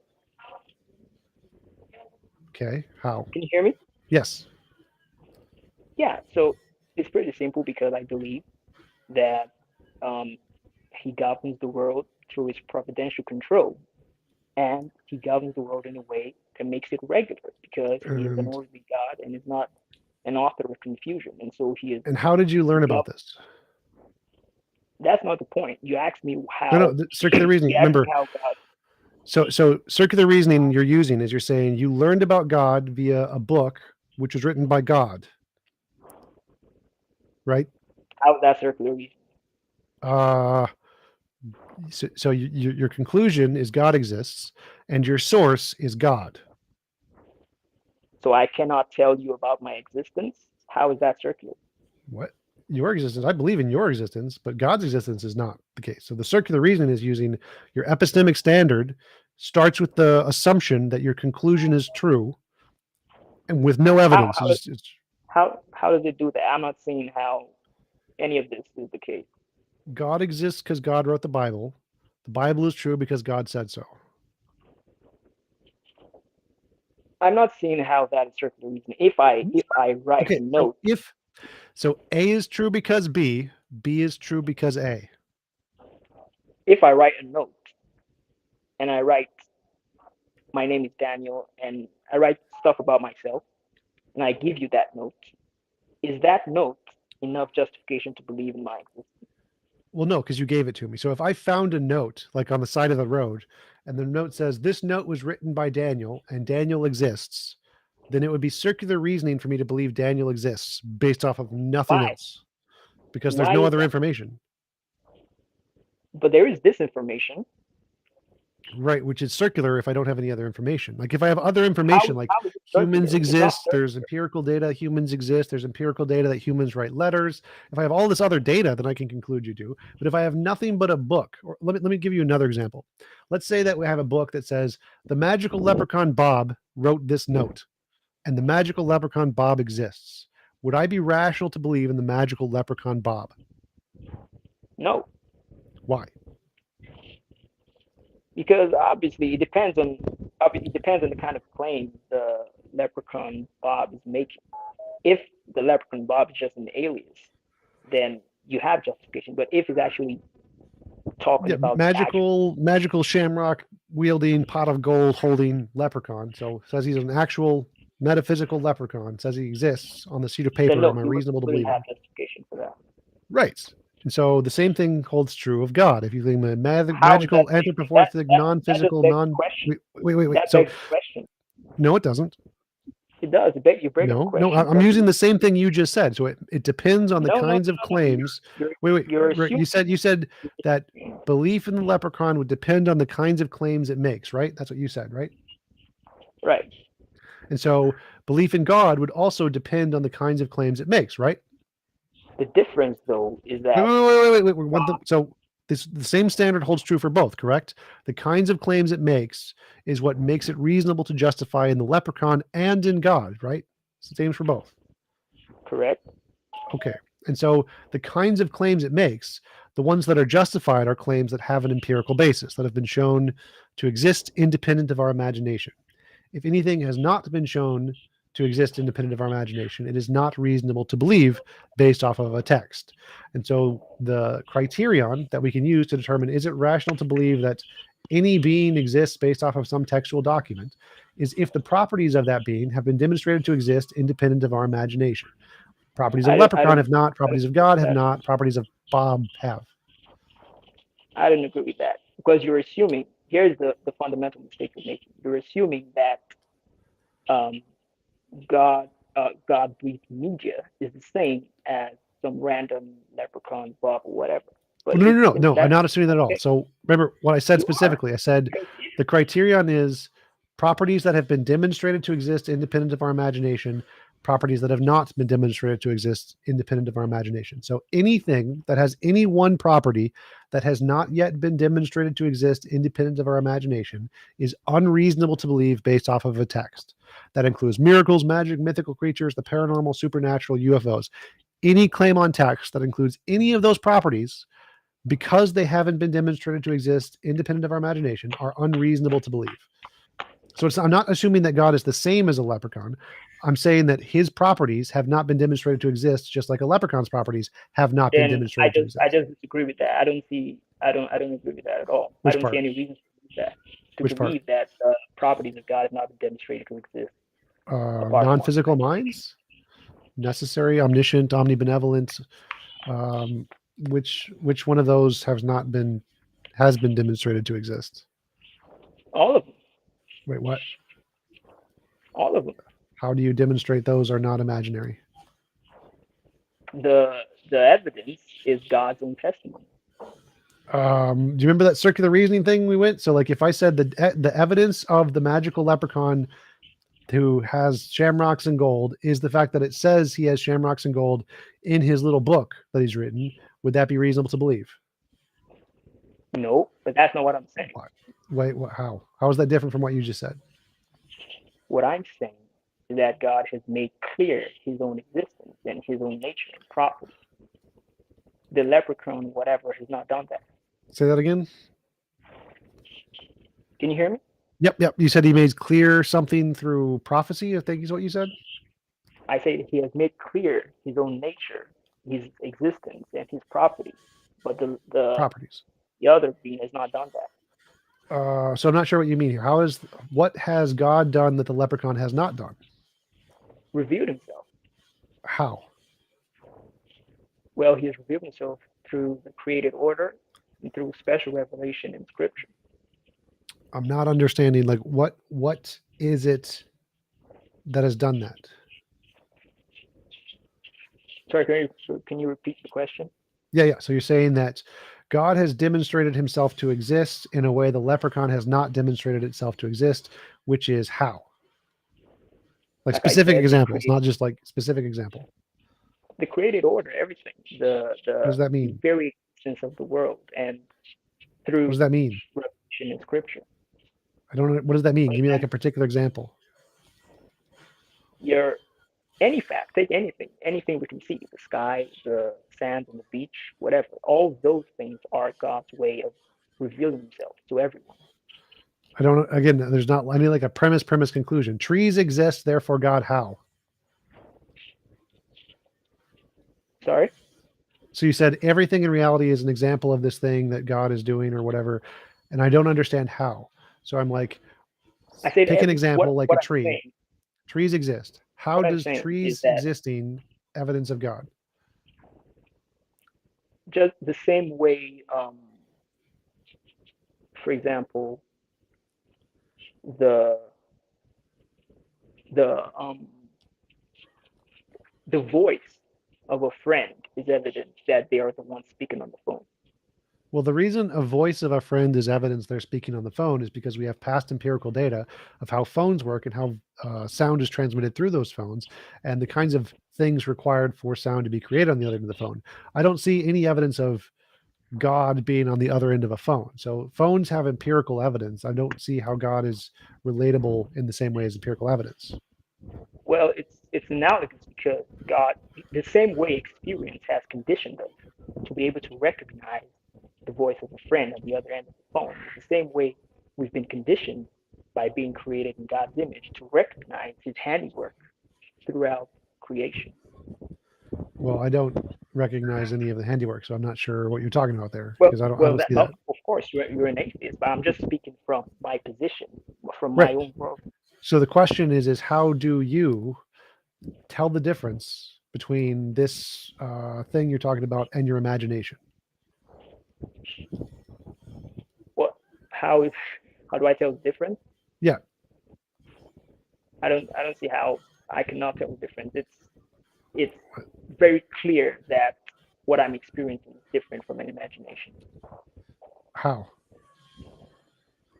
Well, obviously, this has to do with my private epistemic state, so it's not something that can be conveyed to you. But I could just ask the same question: how can you tell that the friend you're speaking to on the phone is not actually a robot or an AI, whatever?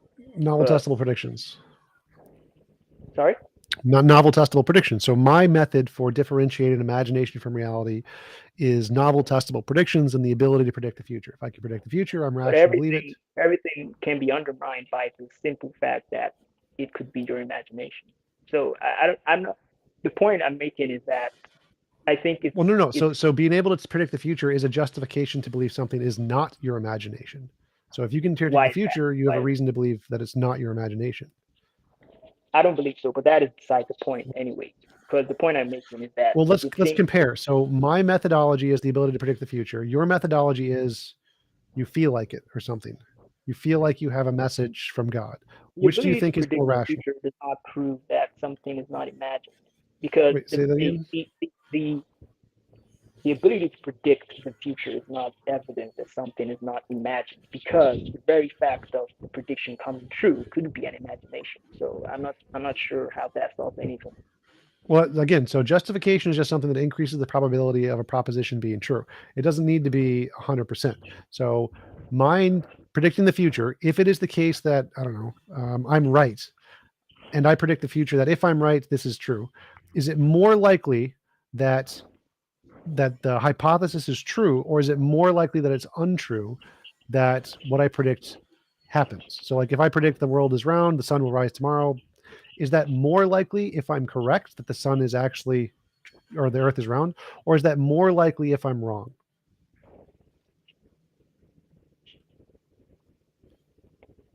Again, the issue is that even if your prediction comes true, its coming true could also be an imagination. So That doesn't matter. I'm not So sure. the justification is anything that Well, increases the it matters because probability of it being true. it doesn't increase the probability at all. Well, it does. So is it more Because likely things that if I saying can even if predict, it like if I were let's say there's 10 options, like 10 different buckets or something, and you place I don't know, a item in one of the buckets. If I can predict which of those 10 buckets it is, 5 times in a row, and I say this is because I have a magical leprechaun whispering in my ear, does the ability of me being able to predict the bucket you placed it in 10 times in a row increase the probability that it's true that I have a leprechaun whispering in my ear? yeah, that is different though. It Well, does, no, that's but the that's same different. thing. It's the exact same thing. But the problem is that things could be the exact same, even whether or not um, it's an imagination. So it Well, doesn't that's the it true of the doesn't leprechaun too. That's exactly the same. I could have just guessed them all by luck. I could have just luckily guessed the thing you picked 5 times in a row, and there's no leprechaun. Purely figment of my imagination. But because I guessed them correctly, that increases the probability that it was a leprechaun. So even though it could still be imaginary, it's still just completely imaginary, it still increases the probability. So it's still evidence, even though it doesn't prove it's not imaginary. So I think you're confusing proof and evidence here. I don't need to be able to prove it's not imaginary. I don't need to be able to eliminate 100% that it's imaginary. I just need anything that can increase the probability of it being not imaginary. So even if it's like completely a figment of my imagination and I just guessed it, say I know for a fact that I just guessed it, it still increases the probability that it's a leprechaun because of my ability to use that information to try to make predictions that were happen to be correct. right. So let's grant that. I'm not sure what point this makes because we both have epistemic access to both our imagination and reality. So I'm not sure what exactly the point is. Um, my prediction actually qualifies as justification to differentiate imagination from reality, but I don't not seeing how yours does. It does because I can be acquainted with reality in a way that I can differentiate it from imagination. I don't think this is something that is too far fetched. I think everyone does this. How? Everyone knows. Well, the question Everyone is how. knows So, like, if we have 10 people how. who all claim that they are acquainted with reality or whatever, what can you do differently than them to show that you actually are? What I can do is I can predict the future.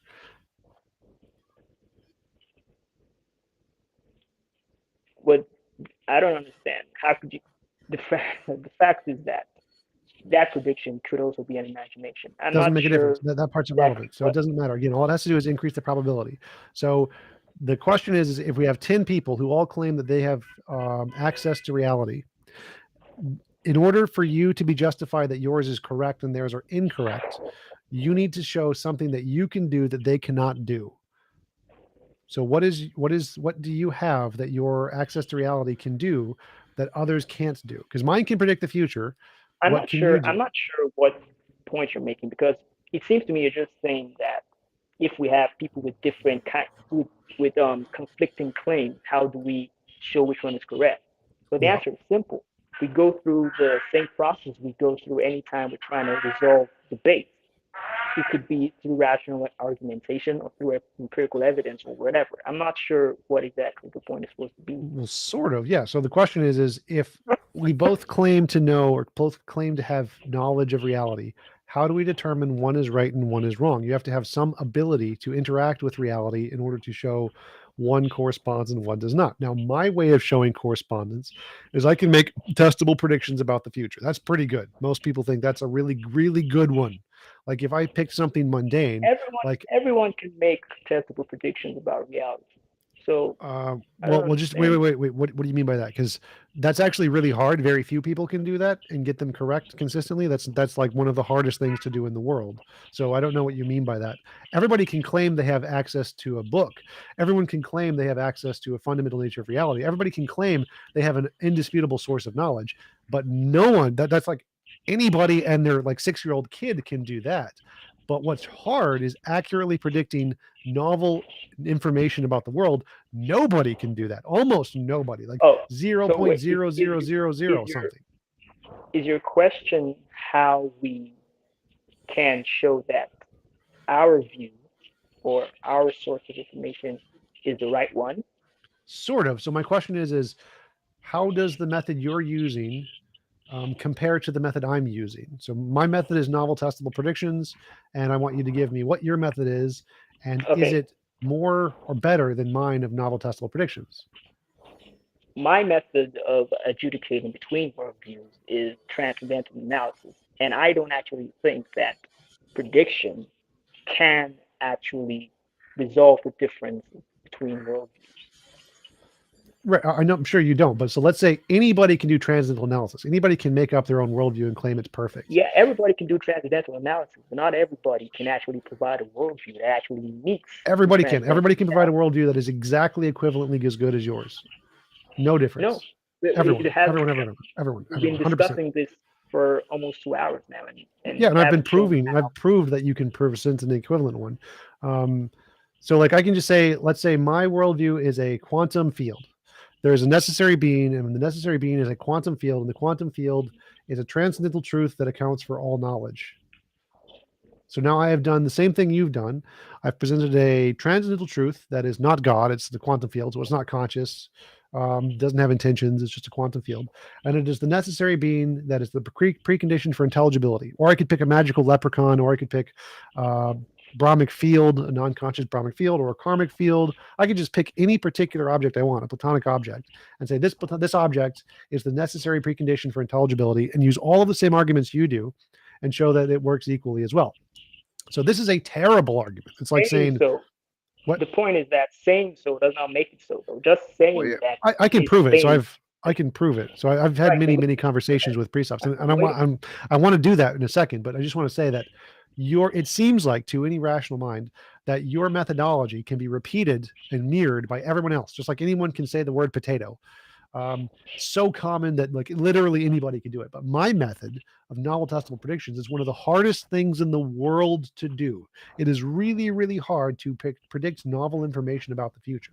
And so if you, But that does not matter, though. It doesn't matter whether it's hard, and does the fact that someone can claim that their well, so worldview just to clarify is one second, the transcendental hardness is necessary? like, what matters in relevance to the hardness is the fact that uh, if it's really hard to do to accurately predict the future, it's more likely that someone who can predict the future using some hypothesis that hypothesis corresponds to reality. So if you're trying to predict something about reality and you use a hypothesis that entails something about reality and you get it right, it's more likely that hypothesis is true because of how hard it is to predict the future.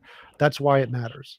But yeah, so if you want to talk about like why can't a quantum field count as the transcendental truth of reality or something? Yeah, that would be an interesting conversation to have, but it's already getting pretty late here, All right. Yeah, and it I'm was gonna really have to great having jump. you on. It was a really fun chatting. So if you want to give any links or references where people can find out more about your work, go ahead. Yeah, you could just check out my channel at Christocentric Philosophy, but I really love for us to continue this conversation some other time when I'm more Absolutely. prepared. Absolutely. Thanks again for coming on. Really appreciate it and hope you have a wonderful rest of your day. Right, thank you. You can close the screen whenever you're ready. Okay. There you go. What is up, guys? How is the chat doing today? That was a good conversation with the precept. He was not annoying like other precepts. He was not like a Darth Dawkins. He actually listened. He responded. He was a good precept. He was a really good precept.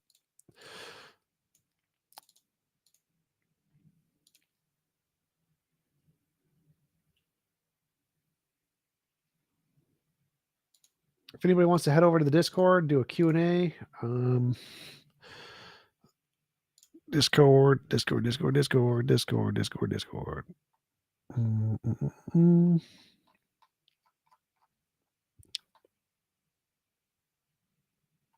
General. Put a link to the Discord and the YouTube thing. You can scan it, join the Discord, ask me questions, etc., whatever. I need to. Oh, I forgot to write my invoice for chess. I need to do that too.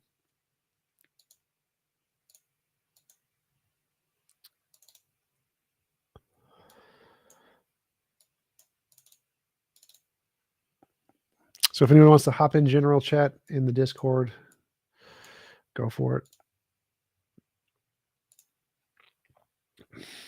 What's cooking?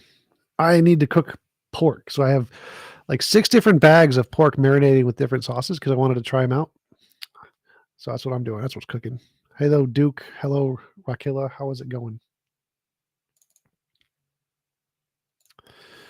You are server muted. Unserver muted, Rakila.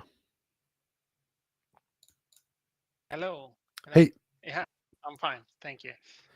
Yeah, as you said, I think it was a good debate. Yeah. No? Yeah, for sure. Yeah. Hey. Do you have anything else?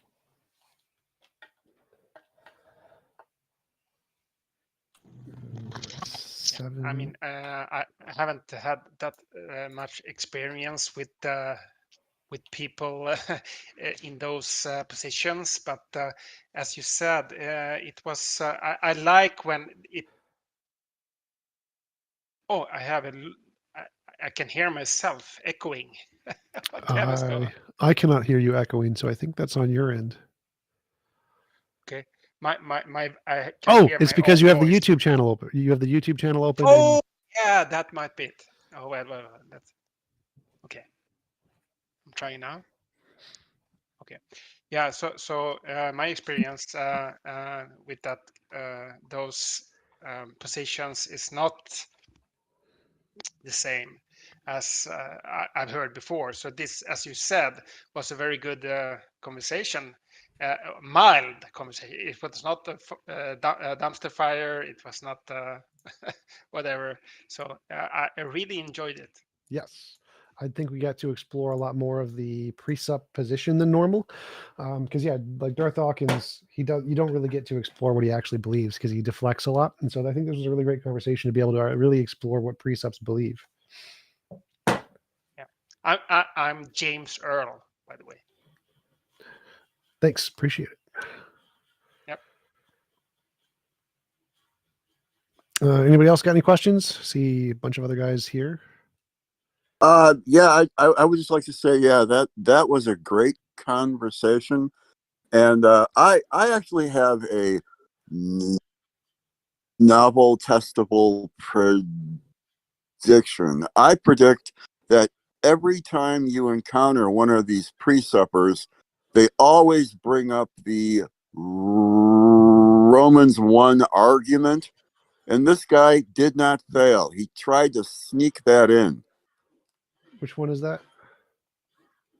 The argument that, well, you cannot deny that there is a God because everything around you clearly indicates that there is one.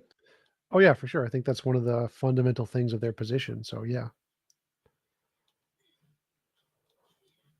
And this, I did hear it in this conversation. It didn't happen at the start. It happened like about halfway through.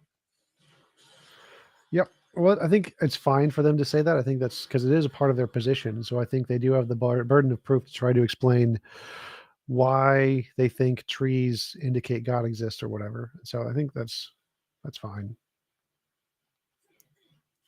And so far, they've all failed. Great job. Thank you.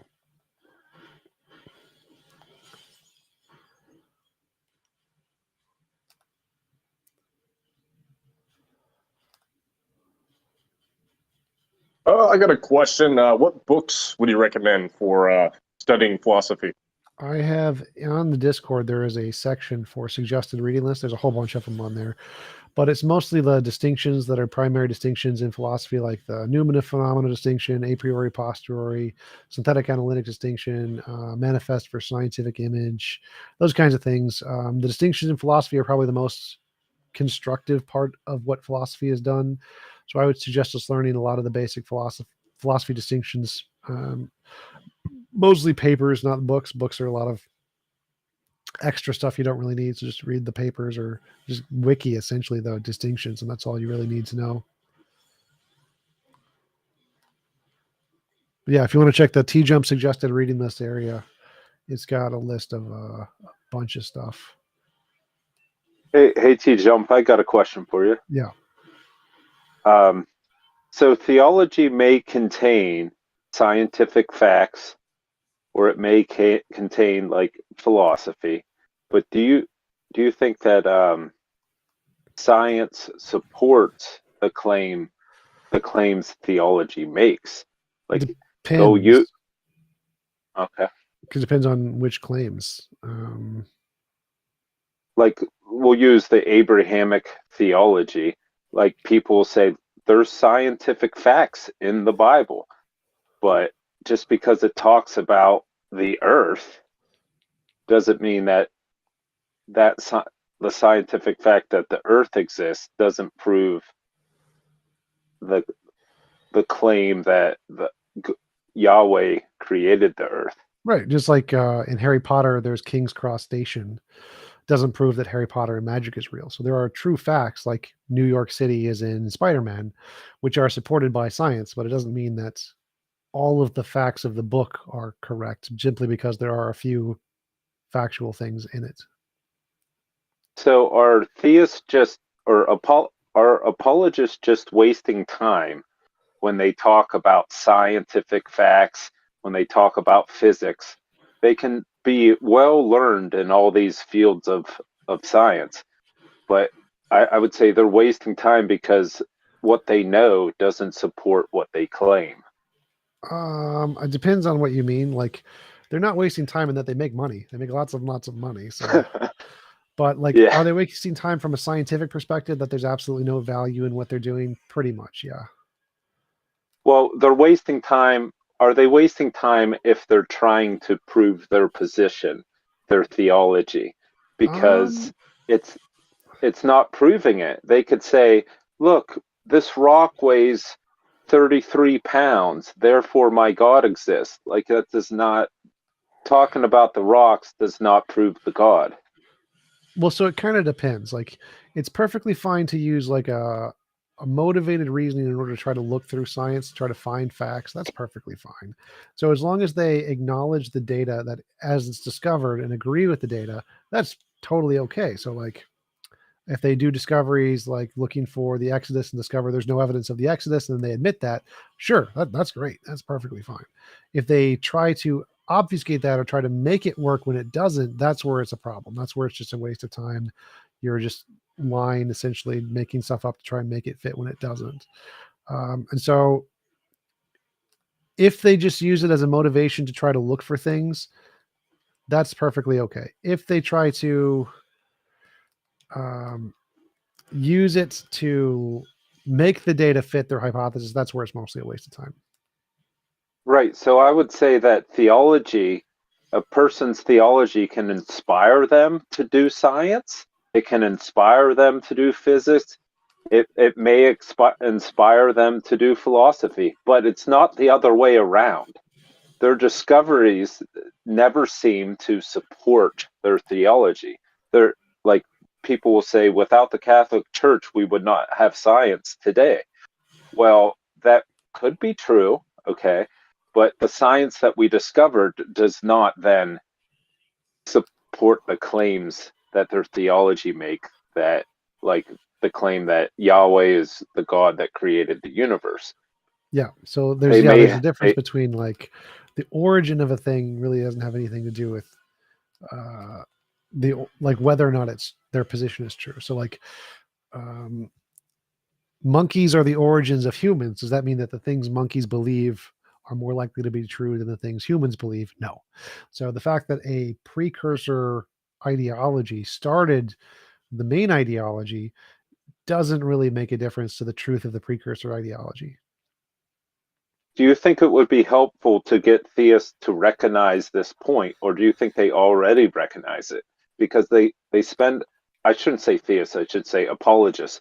They spend a lot of time in the sciences, in certain fields that are knowledge based, but I don't know the if they smart ones do realize it, but it doesn't matter because their goal is to make the people who follow their religion not feel stupid. That's the goal. The goal is to say they can't, to try to make average people who believe in God not feel stupid for believing in God. That's what the point is.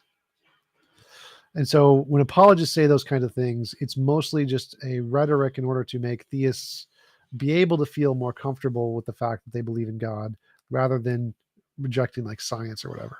And so it doesn't matter if they know it. They're still going to say things like that because it makes their demographic feel good, even though it's not like really logically based. Well, at this point in the discussion, I think oftentimes is brought up, why would you want to make a theist lose his belief? And they say, because God offers purpose, and without God, there is no purpose. So they poison the well by insinuating or claiming that without the belief, the people will just start ripping their clothes off and murdering everybody. I think that is part of the fear tactic or the claim that is made. Yeah. A lot of theists, because they believe in God, think that good things are only possible through God, kind of a thing, which is clearly wrong. But because they believe so dogmatically in that, they think that if you don't have God, you're more likely to be evil and sin and all those things, which is just factually false. It just doesn't correspond with the evidence we have. It would be nice to start to popularize those two fronts. One being that the science is not supporting the theological claims, and two, that there is purpose without theological underpinnings. Yep. To do that, one of the goals of the atheist church I'm starting is to do exactly that. That would be great.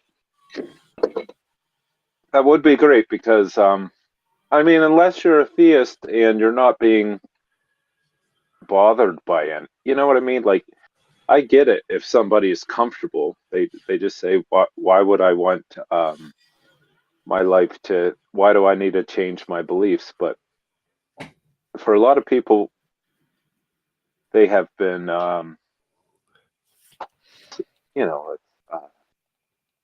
comfort theism claims to provide isn't there. Yep.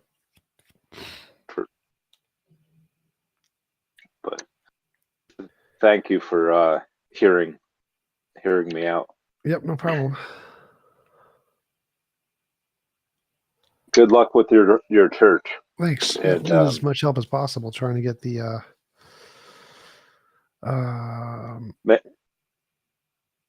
May someday you be just as rich and influential as the Catholic Church and do an even better job for the world. will do. Thanks.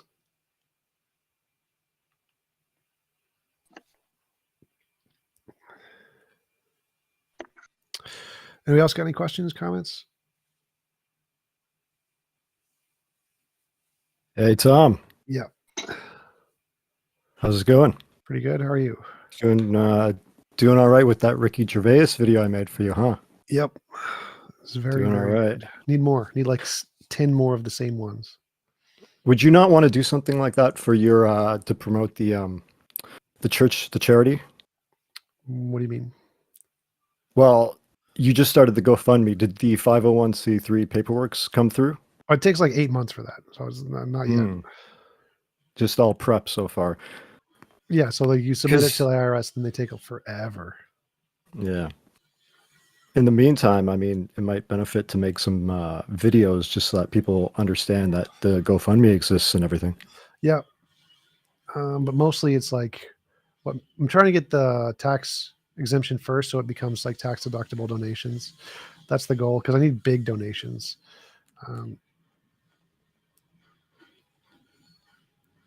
Yeah. All right. Well, let me know if you need any help with the videos because that I can do. For sure, absolutely, definitely. If you want to go for it, right now, what I'm trying to do is just get the shorts. If I can get like a couple 20 million shorts going, that would be huge. Then once my YouTube's that big, it'll make it a lot easier to promote that kind of stuff. Good planning. Yep. But yeah, so that my focus has been more on building my YouTube channel for now, rather than trying to build the church, because the church is easier once I have tax deductible stuff. Then it'll be easier to build the church. Yeah, fair point. I don't think I have any other questions. The only thing I wanted to bring up was when we were talking before, it was the whole thing about design and how we tell what something is designed versus naturally occurring. Yep. You mentioned that if we see a spaceship fall to Earth, we would be able to tell that obviously we could see controls, remotes, whatnot in it. We could tell this thing is designed. Would it not be a little bit more, and this whole thing was in reference to the watchmaker analogy. My thing is, would it not be more accurate to say, or to ask the question, something falls to Earth. How do we tell whether it's designed or not? As opposed to, How do we tell if it's designed or naturally occurring? As opposed to saying a spaceship, which we are defining as designed, falls to Earth. Wouldn't it be more? Wouldn't it be a little bit more analogous to say something falls to Earth? How do we tell whether there's the hallmarks of design? How would we tell? yeah. So I like to give examples of the tesseract. The tesseract is a four-dimensional object, four-dimensional square. If a tesseract falls to the Earth, how could we tell if it was designed or not designed? That I'm unfamiliar with. What would the answer? How would you answer that? Oh, well, that's the question for design proponents, because my answer for how we tell if something is designed is we use past examples and we say, what is the evidence that we've seen this thing designed? Do we have a designer that we've seen do it? And so we wouldn't be able to tell, like just seeing a tesseract, you won't be able to tell if it's designed or if it's a natural process. You have no idea. But the challenge is there for how would a apologist answer that question, because all of their examples are usually like a spaceship or a BMW or a plane, things we know that are designed because we know they're designed. So if you give them something that we don't know if it's designed, we don't have any previous examples for, how would they then try to argue that it's of their design variety? And they can't. That's the point. That's why I use something so strange like a tesseract, because they're going to say their classical arguments are, oh, it's complicated or not simple or blah blah blah, and that won't give you an answer for things like a tesseract or things like a natural process, because we haven't ever seen them before. Yeah, you would have to reference it. I guess in this case, you said past examples. Yep. Yeah, see, that's what I initially put in that video that you were analyzing, and you said no, we don't need any more of a sample size other than one. Yeah, for like if you're A the point of that designed argument. universe. Yeah, for that point of that argument, if you're trying to say that, like, you would require other examples to know whether something is designed or not designed. Well, Right. no, like if you have natural processes that can already account for the thing, then you don't need more than one example. Like if we see a rainbow, we don't need to think a rainbow is designed because we've seen one rainbow and how it's made. Well, Right, yeah. presumably, designed things and undesigned things can fall, and the process of falling, gravity, would have to be investigated to if that was a designed, because you'd have to observe the object. Well, no, so you'd have to come inspect. up with independent criterion for designed things. That would be the standard you would need first. Yeah, but is the falling process, is that in question of like, if I picked up an object and dropped it, that's so the way it fell are we talking about that's the design in question? Well, again, Like so if I the picked first up thing is you need a a- criterion. So design things have this property. When we see this property, we can infer this thing is designed. So that you wouldn't just say anything is designed. You'd say this property has this similarity of what we're looking for to determine if something is designed. And then you would infer if this thing has this property, then we could start to see if it's designed. So if gravity had whatever property you were thinking of, then maybe. Yeah, so that's the thing. Before you said no, you don't need a reference. You can assume that based off of. Well, it's kind of how do you rephrase Natural it? You processes. Yeah. So yes, if we have other the examples that action- already exist in reality, then we can confer it's not designed if we've already seen it being done by natural processes. So you don't need other examples to confer not design, but you do for design. Well, let's focus on the action of falling. Like Which may property assume that does the action of falling have that you would use to infer design? the property in question would be gravity. Well, But I was going to give another. Well, so again, I was to going to give infer design, another what you have to example do, of you have to say there flying. is a property, there is something, and this some like complexity, organization, intentionality. You have to say some property and then say, does this object we're talking about have that property?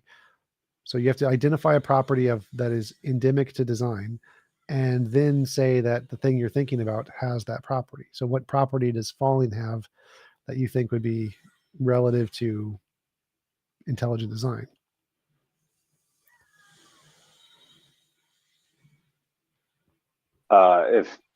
If gravity was designed or created to exist. So walking, for example, I would say that walking is designed, but gravity isn't. Like there's more evidence that a mind is responsible for walking than falling. Okay, and what's the property? Like the property of walking. No. I'm not talking about walking. What property does walking have that you would infer design? So for anything that you want to infer design, you have to identify some kind of a property that is within designed things, and then say this thing walking has this property. Well, that's begging the question. That's the thing you're asking about. So like complexity is the one that DS use normally. Intentionality, things like purposefulness, irreducible complexity. Like people introduce properties that they think are only present in design things. There is no such property. There's no property that anyone's ever discovered that is only present in design things. It's just not a thing. But you need something like that in order to infer design from any random object.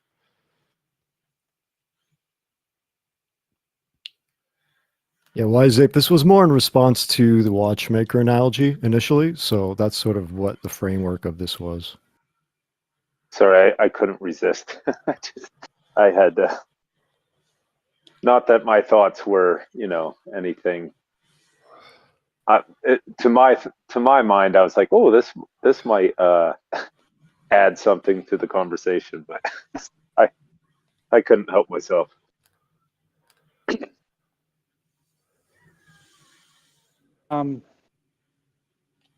This is going to be out there, but I don't think that people in general would care about purpose if somebody didn't ask the question of outside purpose. Like if we had no intuition purpose outside of humanity, then I don't think we'd be too worried about humans providing their own purpose. I don't think that's how it works, because people like to level up, like video games, you like to go to the next level. And so when we ask about purpose, there's the purpose that I give you. I say your purpose is to do X, Y, and Z. And then somebody says, well, I want a bigger purpose than that. Where would you get that bigger purpose? And so I think that when the origin is of why they ask the question isn't just because they just asked a random question. It's biologically driven. It's biologically we have this desire to have bigger and better things. And so I think that the reason that we are interested in the question in the first place is because of that need to go higher, need to add in more stuff, which is not just from asking the question, it's from biology. Sure. So, sure. So, I would say that we might have a need or desire for outside higher purpose, but to say that we would probably be less disappointed if somebody didn't assert that there was a thing that happens not to exist to provide higher purpose. Well,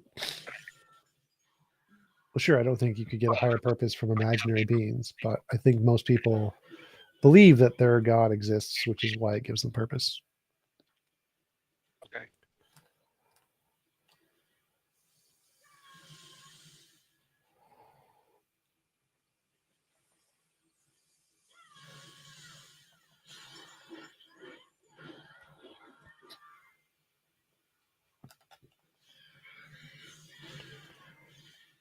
You guys have any questions, comments?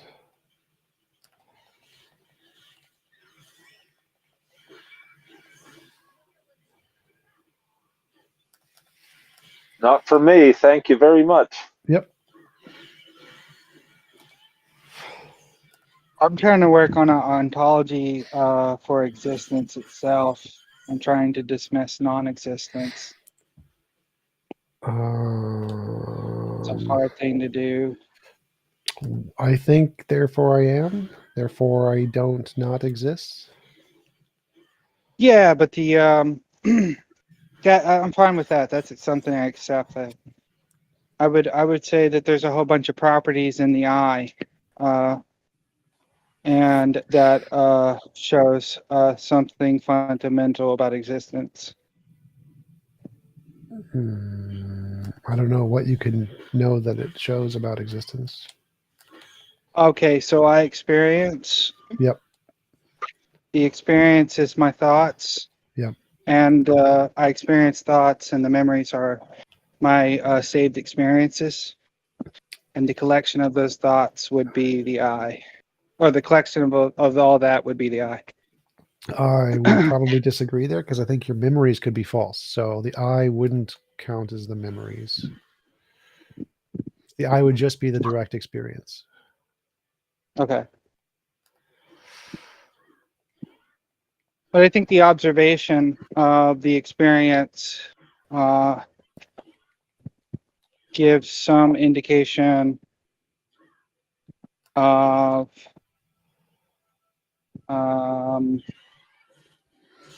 externality and dimensionality. I don't know about that one. Like how? Okay.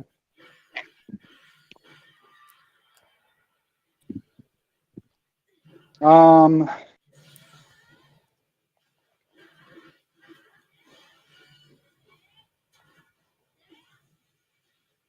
so the the thoughts have form,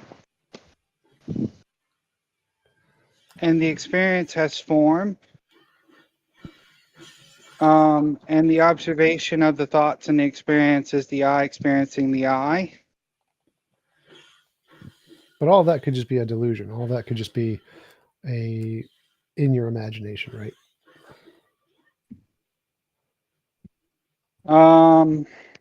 The experience could be in my imagination, but the thoughts, let's say the experience is in my imagination, but Well, like the the form. You form. said they have a form. So could it be the case that reality is a bunch of ones and zeros on a like one-dimensional or two-dimensional like plane, like a PCB board or Mhm. something, and the form that you have is actually a construction from this 3D or from the computer program in your brain. So right, the form that you have, the form that you experience, isn't actually there. Yes, that's great. Even if it was two-dimensional, it would still be relevant to information and form.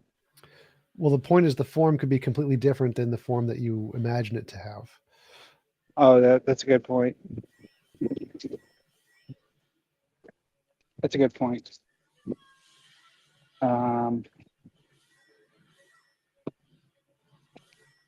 So I can't assert existence. I can only observe it.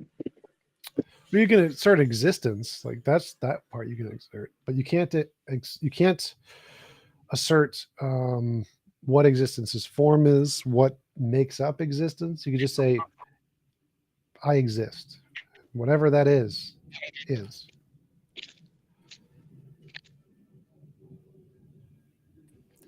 Okay. You can go with like an inductive analysis or say, I think therefore I am, I exist. In my experience, there's some difference between my imagination and the things I experience. Like I imagine a unicorn, but I don't see a unicorn.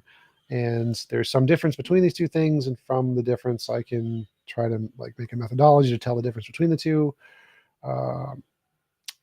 And like which I can use science for. And science can tell me that object X is one of the experiential things and not one of the imaginary things or non-experiential things, and then from that you can start to derive certain things about reality or try to make inferences.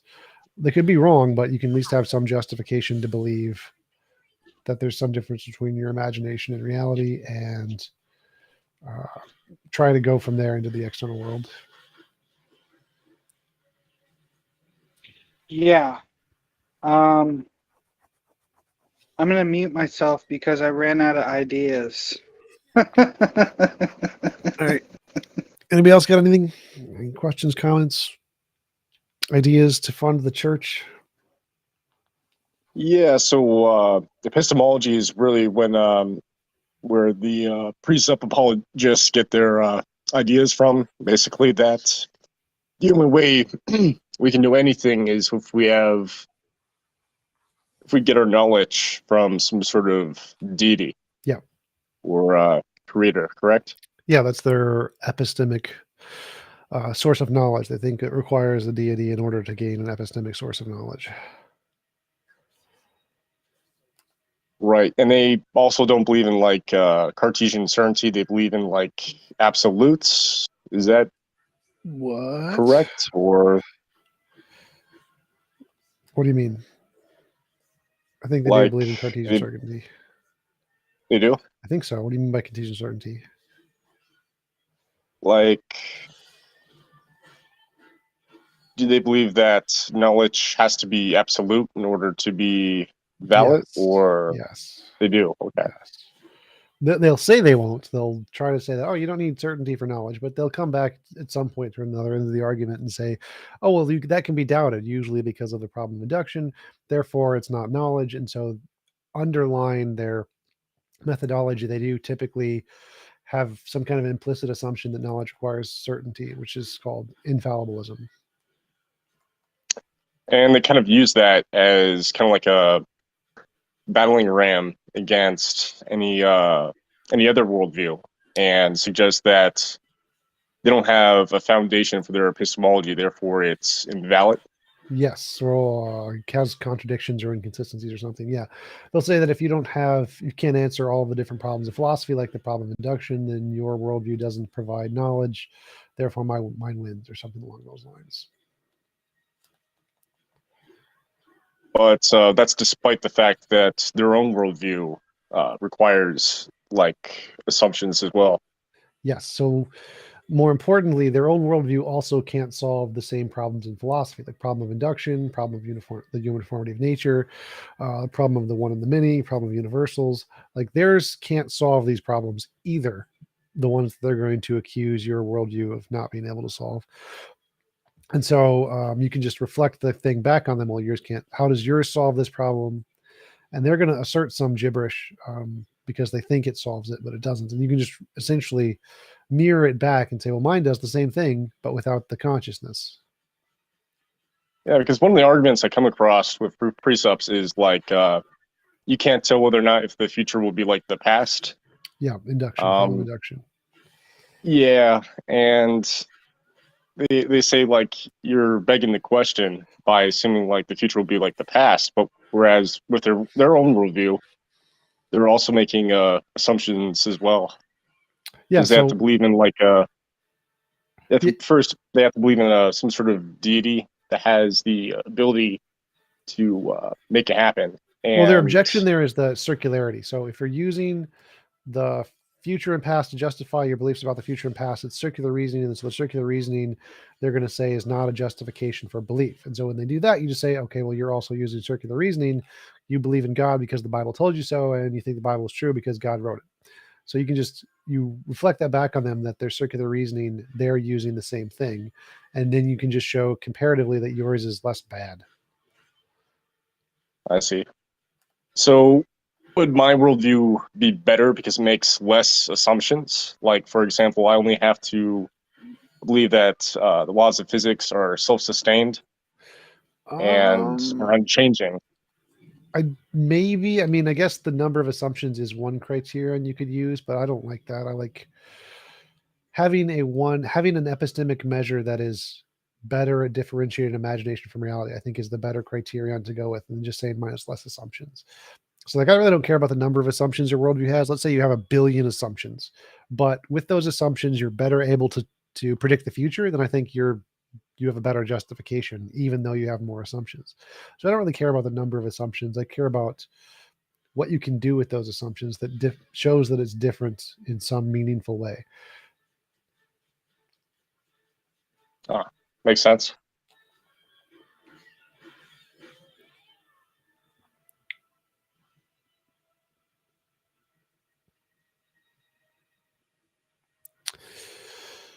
Anybody else got any questions, comments?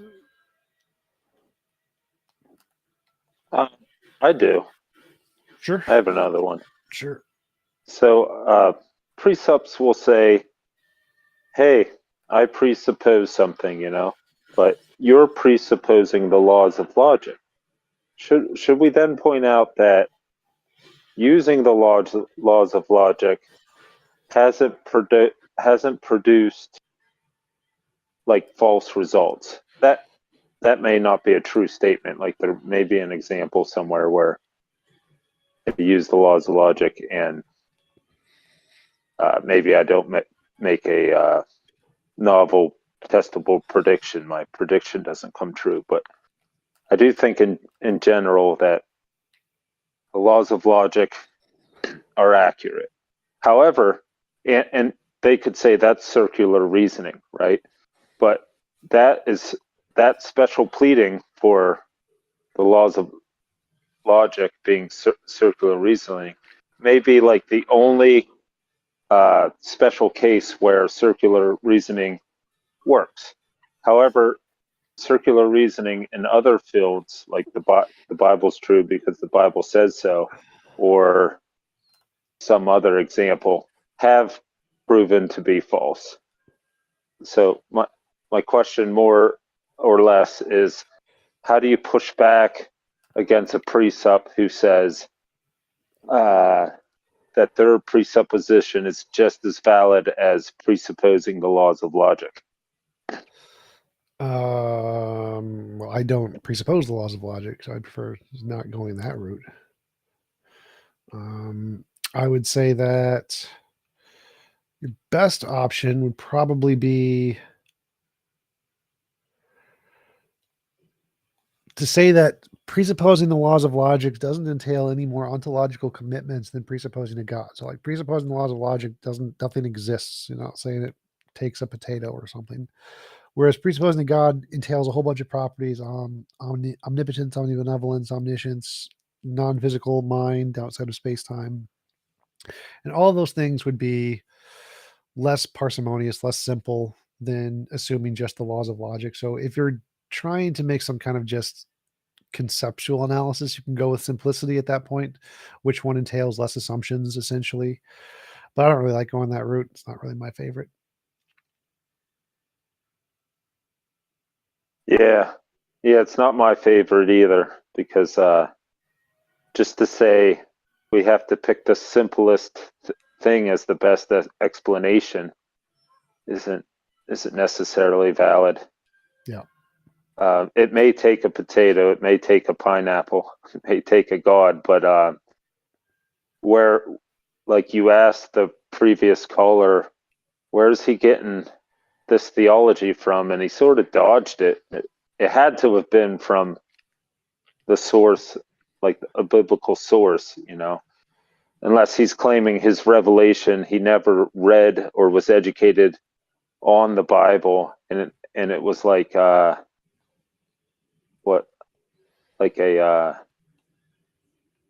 he admitted it. just, He said that, he does get it from the Bible. So he admitted that.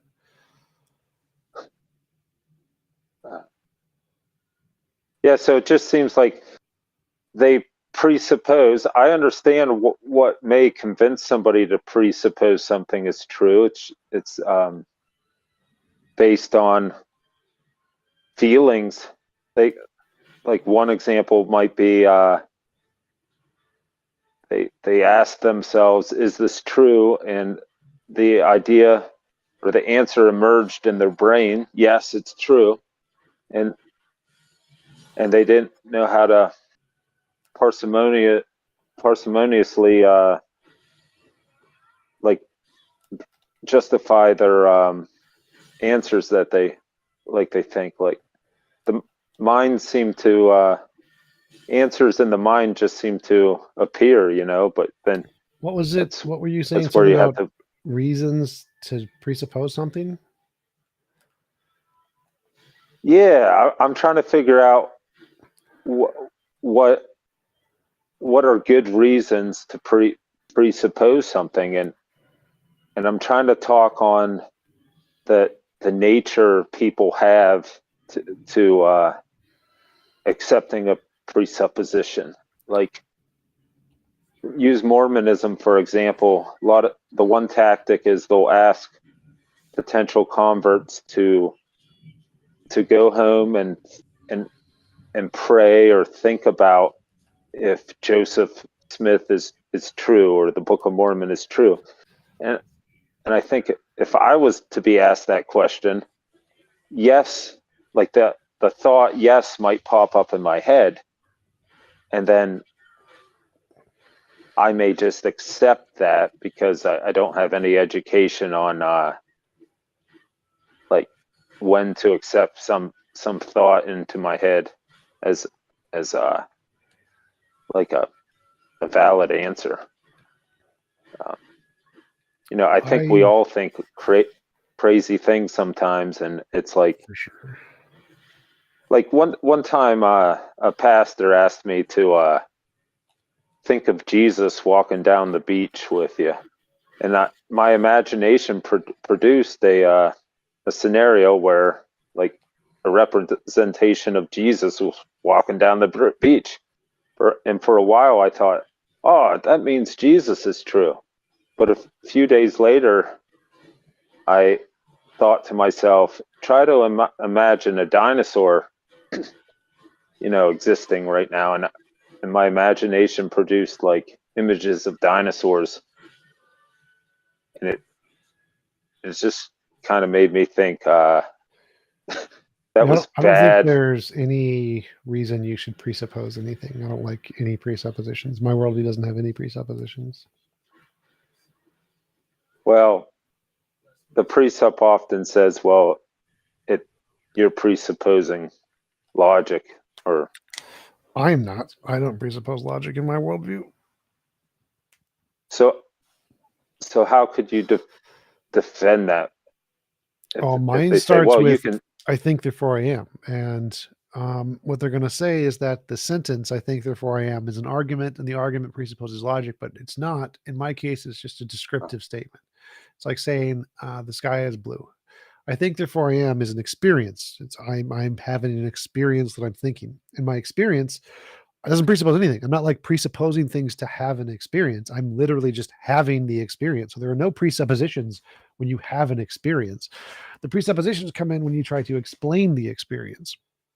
And since I'm not doing that, I'm just Right. saying I have an experience. My worldview doesn't have any presuppositions. Like, here is the experience. Yes, I see. And you spoke to that already. Like, just because I experience having a body, it doesn't make the body true. Right. It could be in the matrix. Right. I guess I would have to sit with that to be able to get really comfortable explaining that idea, because sometimes I think it can just get lost for some individuals. Like, Yep. not saying you get lost with it, but I think a lot of people are confused on that. Especially the precept. They say, oh no, you're presupposing this, but to be able to really understand how you don't have a presupposition is a really good thing to be able to. Yeah. I would Thank you. say it's true, but I couldn't prove it. With myself. You are breaking up Me, quite a you bit, are roboting quite a bit.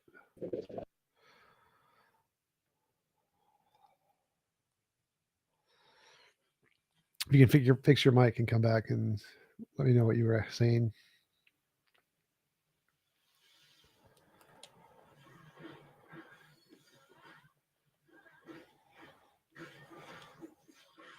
It's hard sometimes being in the position I'm in, because there are a lot of educated people out there, and a lot of times theists are very educated, and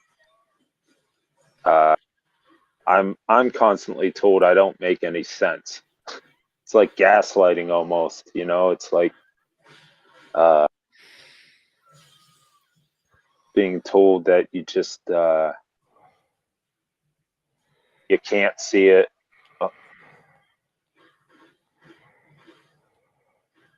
Well, I don't know if that's gaslighting, because like, it's genuinely the case that some people probably can't understand you or know what you're saying sometimes. Like, that's true of me many times.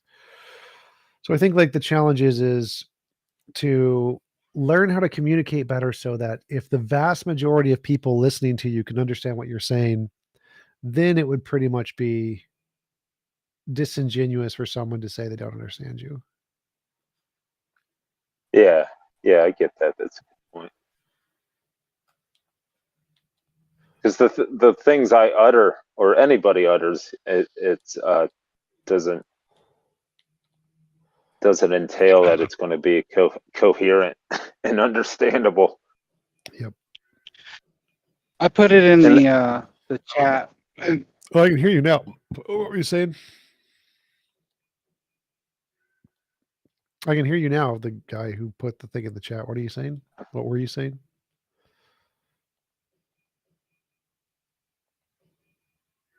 I'm in a video game. I you cannot look at can the hear chat. me, but I'm in a bad spot right now, so that's why I'm not talking. Oh, gotcha. All right. No problem. Can somebody check the chat and see what it says? Because I am not looking at the correct screen.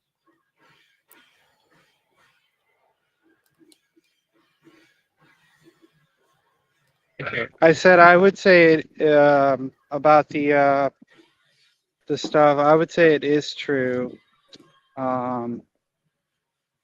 with my experience and the evidence of my experience, and us sharing the experience together to confirm that experience. But we could also be all having the same hallucination of reality. But I would say there is evidence for it, which is enough for me to say it's true, even if I couldn't be 100% right. Yeah, absolutely. So yeah, our collective experience would count as a justification for you believing it was true, even if it wasn't 100% for sure.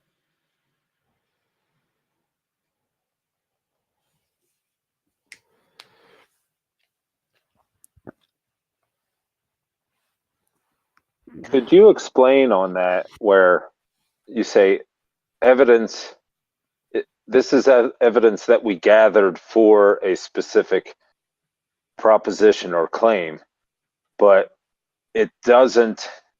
So explain the difference between that and the evidence actually supports the hypothesis or claim. Like when the guy sacrifices a virgin and he predicts that the sun will rise, you say that is evidence for, like, almost like it was gathered for that hypothesis, but it doesn't necessarily support.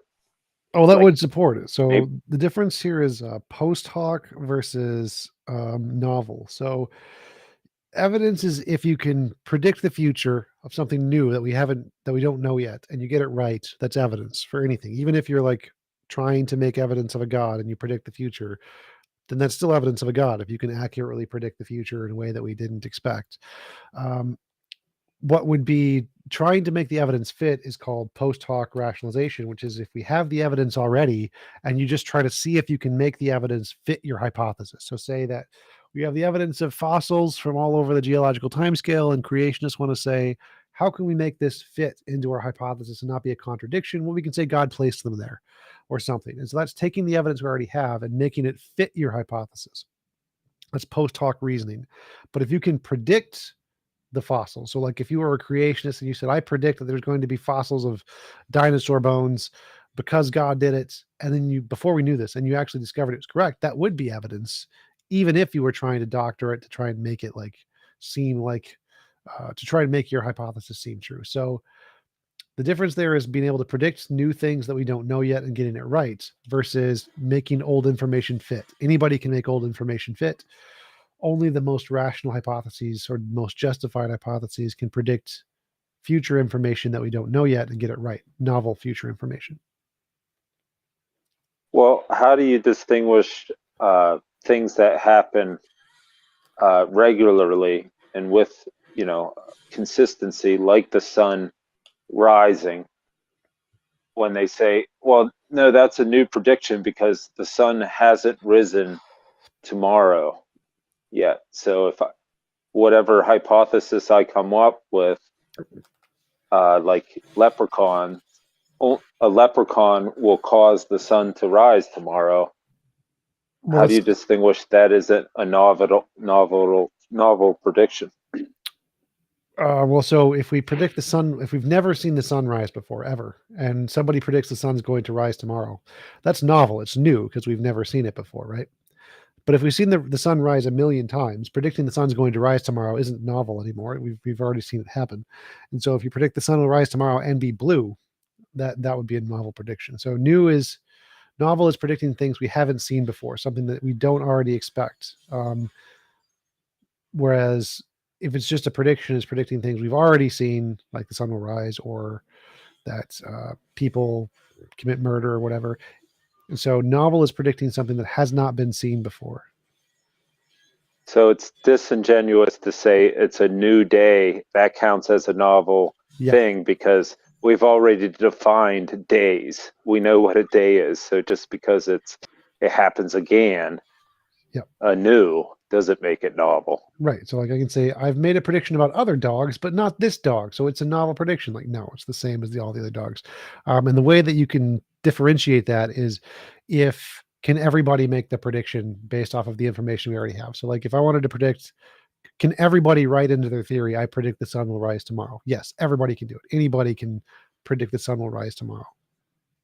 And that's so how you differ. Go ahead. Yeah, so that's how you tell if it's a novel prediction or not. Novel predictions are hard. They're not easy to like predict. Predicting the things that we already know is easy. Anybody can do it. So how do you differentiate between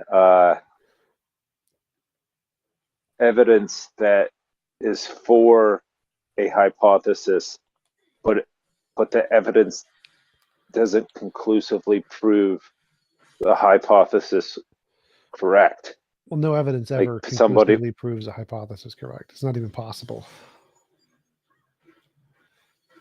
So like this is in science, this is called the problem of underdetermination. There's always infinitely many hypotheses that can all predict the data. Okay, and that the theory is just a bunch of us that think that it is supporting the hypothesis the best.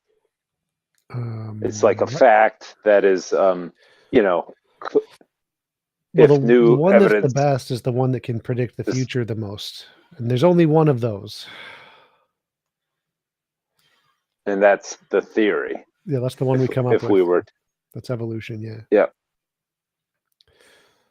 So like only one Okay, theory is so we come up could with say- first. And then the first one that somebody comes up with that can predict the future is the only one that can do it that we know of.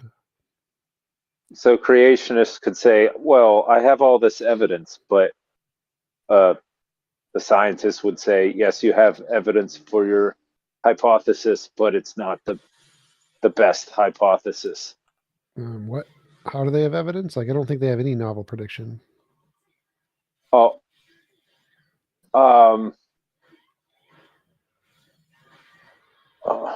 okay. I was just going to consider that, like, the Earth existing as like evidence for, like, they'll smuggle in the term creation. They'll say creation, the Earth.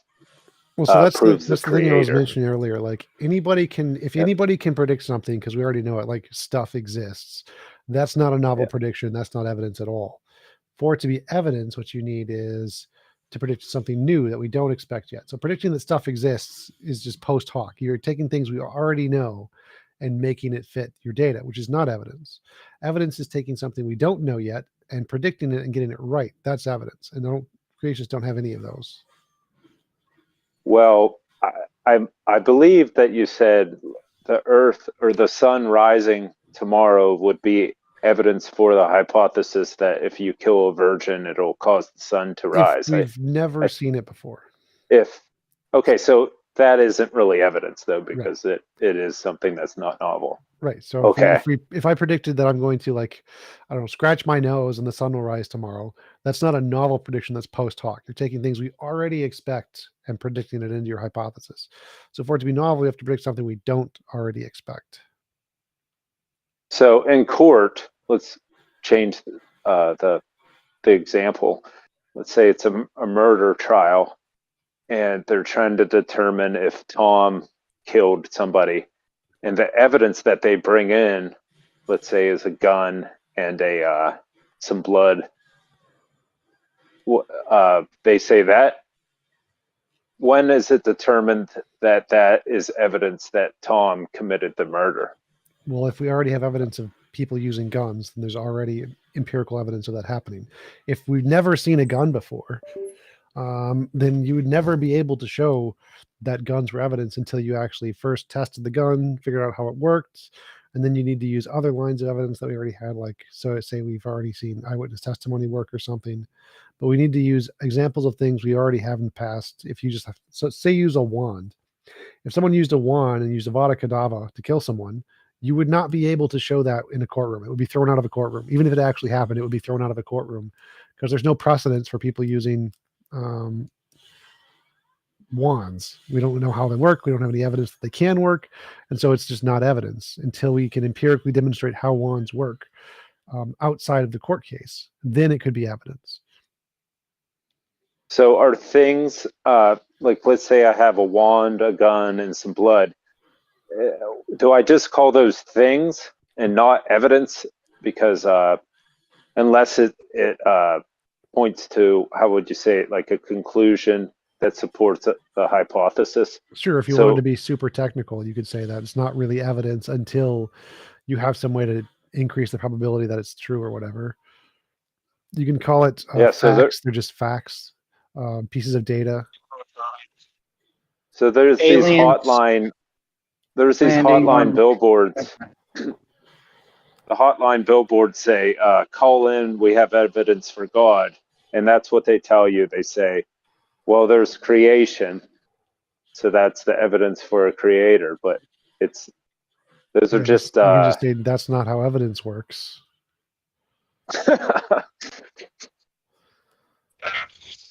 Well, a prediction would be like aliens landing on the White House lawn tomorrow, and they actually do be evidence for Yep. something. That would be evidence. If you could predict it, if you knew it happened and could predict it, that would be great evidence.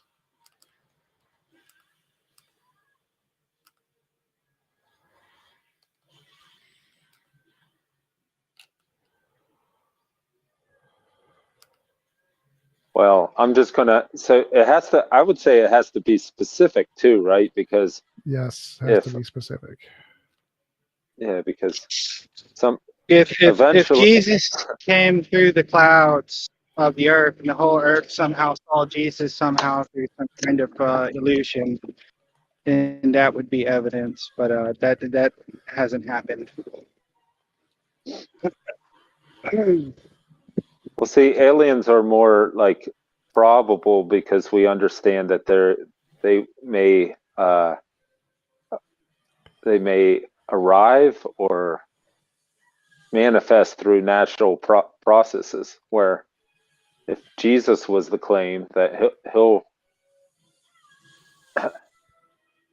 appear on the White House lawn, that's something we don't really understand to be a natural process. Well, so aliens are more plausible because the ontology of their makeup is something we Yeah. already know to exist. Yes. So it's be more ridiculous to claim Jesus than to claim aliens. But I would say that just predicting the aliens will land without a time reference is not a very good prediction because given enough time, Well, that it's- is something it's- that could naturally occur. Well, it's more than one. So, like, if I make a prediction that entails many different possibilities, then that's the same as making many different predictions. So, like, if I predict that there will be a woman president in the future, Yeah. that's the same as me predicting there will be a woman president in 2024, 2025, 2026, 2027, and each one is wrong except the one that happens to be right. But because it's ambiguous, you don't Yep. really realize that. So yes, for predictions to be real Well- evidence, they have to be precise. You have to make a precise prediction because if you don't, then it's the exact same as making multiple predictions. Right. Just like rolling the dice and saying I'm gonna roll a 12.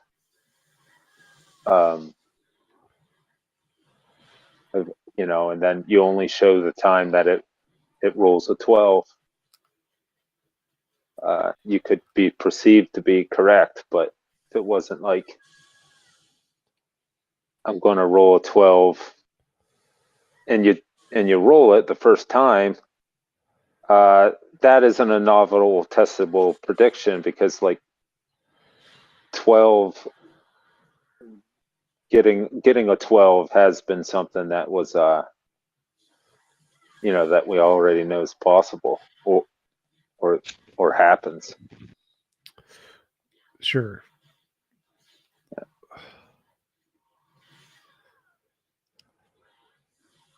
I mean, it's irrelevant to the point, but I was going to say that some people could roll a 12 if they fix their rolls. Yes. So you can cheat to get your predictions correct as well. That is true. People do that. Faith healers, people who like tricksters and liars. So yes, you can make testable predictions that you know are going to come true because you've made them come true. Also not evidence that you're right. But if you can convince people, like Columbus did that. Columbus said, The Bible does that. I don't think so. Well, the Bible wrote things in to say, and this happened because of prophecy. That's not quite the same. So, like Columbus predicted that the moon, he was talking to the American Indians and said, if you don't give us food, our God will be very angry. And in exactly 1 week's time, he will block out the sun. It'll be completely black. And because he knew more about astronomy, he knew that there was going to be an eclipse at that time. And so he predicted that the eclipse would happen, and the Native Americans had no idea. They didn't know enough about it. So from their perspective, that's a novel testable prediction. In 2 weeks, will the sun be blocked out by this guy's God or whatever? And it happened. And because it happened, they were justified in believing that he actually did have some kind of access to some God they didn't know about that was greater than theirs, because his prediction was correct. But he obviously rigged the system because he knew about astronomy and used that to lie, which was not nice. But yeah, that's a novel testable prediction where he rigged the system and convinced a lot of people that he was right. Well, yeah, all he had to do was have knowledge and then lie. Yep. But like the Bible example would be like, let's say there was a prophecy that Well, those aren't novel Messiah would predictions, because like to be a novel prediction, it can't just be in its own document. So like if I said I made a novel prediction of the lottery numbers and I literally just looked back at the lottery numbers and just wrote them down on a sheet of paper, there's no way you can show that I didn't just write them down after the fact. So that's not evidence. Right. It's just, I was just pointing it out as an example of why prophecy in the Bible isn't really a prediction. Well, the problem anything. with prophecy in the Bible is it's too vague. It's the thing you said earlier, that if you just say there's going to be a woman in president, that's exactly the same as predicting there's going to be one every year and being wrong every year. So that's the problem with prophecies in the Bible, is that they're just wrong. But it does make prophecies about the future. A lot of them, like the Revelations, where you go when you die. So there are novel predictions in the Bible. So what is somebody doing when you explain that to them and they go, oh, okay, yeah, but then they just like kind of obfuscate or don't even acknowledge that why that doesn't count as a prophecy. They just seem to accept it, but then they still keep that belief that it's a prophecy. People don't Is that usually just change their stubbornness? minds. Yeah, so you just, the goal is to convince the audience, not the person you're debating against. Well, if the prophecy contains something faulty in it, you could point that out too. You could say that, well, in Revelations it said that Jesus would come 1,000 years ago, and he didn't, and he hasn't ruled the earth for 1,000 years either, which would have been a failed prediction. Yeah, there are a number of failed predictions that you could account. So what's going on when somebody says, I have all of this evidence for God, and you say, well, just give me your best one. And they do, and you prove to them that it's not considered evidence, and then they just like, okay, well, what about this one? What about this one? It's That's just perfectly that fine.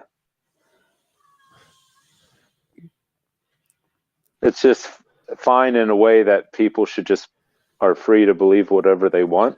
No, that's just how you go through evidence. Like, Oh, disproving their best one doesn't mean that they should stop believing immediately.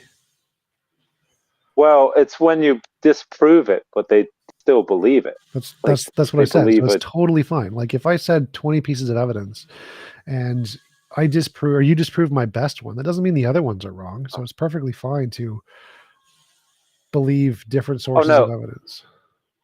I think when you disprove one source of evidence, they still believe that one source of evidence is evidence. Yeah, it's not that typical. they just. That's fine. Yeah. They can check their own sources and not believe your information. That's fine.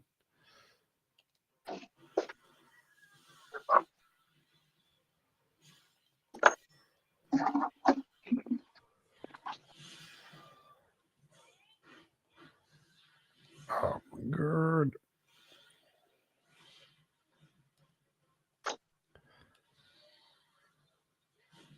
Oh wow.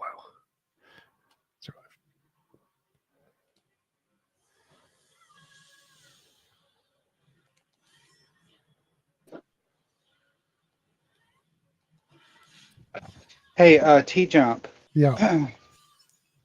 So I don't know how long ago you read the Bhagavad Gita, but you said something a while back that they predicted like 4.6 billion or 4.3 billion. Yep. But like a month ago, I read that book and it said like 2 point something billion instead. The total number is 4.3 billion, but they say we're only halfway through a sleep cycle, so it would only be 2.4 billion by the actual number of where we are, but the total number is 4.3 billion. Okay. So the total waking or sleeping cycle of Brahman is 4.3 billion. They believe we're only halfway through one of the sleeping cycles, so the current time is only like 2 billion. But the actual number is 4.3 billion for the total, which is almost correct. Yeah, that's. I guess if I was going to be religious, that would be the only one that I could consider. It's the closest one. Yeah.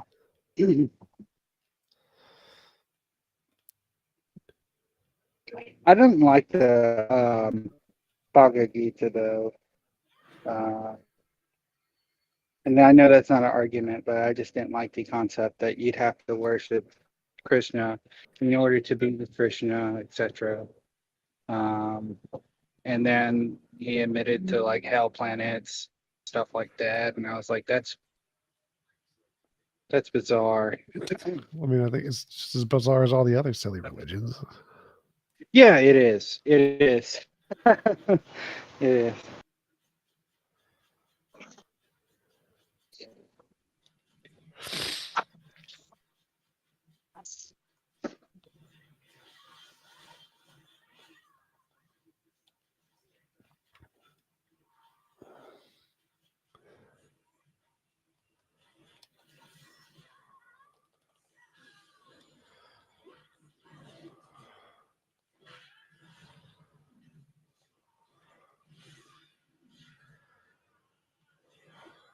Anybody else got any questions, comments, anything else going on? Ways for me to make money for my church would be great. I need $4 million.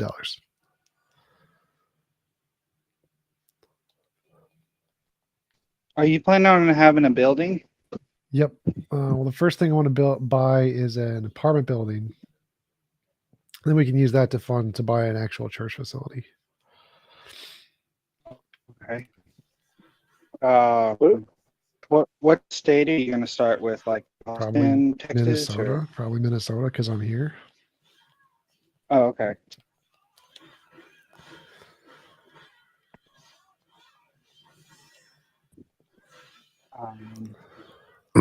Out of curiosity, how do you go about finding the people who you interact with? Do they come to you? Do you find them? How does that work? Emails. So just go to Google, Facebook, Twitter, any social media. See people with the correct topics, and then just invite them to come on your show. That's about it.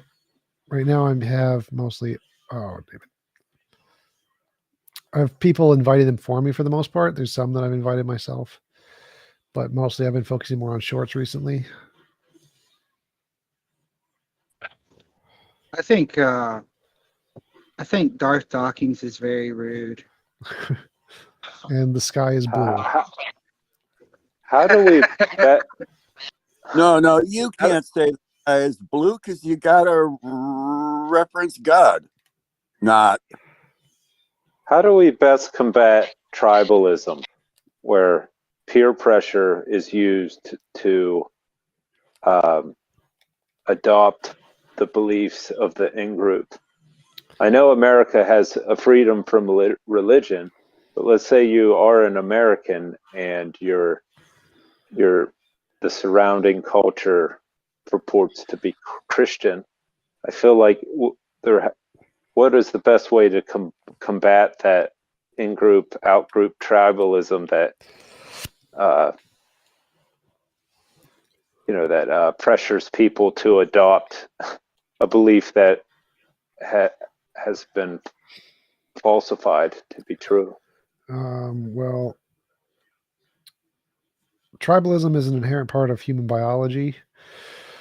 And so combating it is like trying to combat evolution. It's going to take either brain changes, AI, computer chips. So you're not going to be able to combat that. The best thing to do is just to use tribalism and create another tribe that's better and gets people to adhere to it. So that's like the atheist church kind of a thing. Like you're not going to be able to like stop tribalism, just like you're not going to be able to stop belief in authority or whatever. What you need to do is just make your own tribe or join the atheist church and then make the world a better place. And if our tribe is better than the other tribes, then the tribalism will work in our favor instead of against us. So you got to fight tribalism with tribalism. Yep. Which is, I would say that would be perfectly moral. It's not like. Well, tribalism isn't a bad thing inherently. Right. It's like it's only bad if you do immoral things based off of it. Or it's bad if you are being targeted because you something about you makes you an outcast from the tribe. Then it can adversely affect things that aren't in the tribe.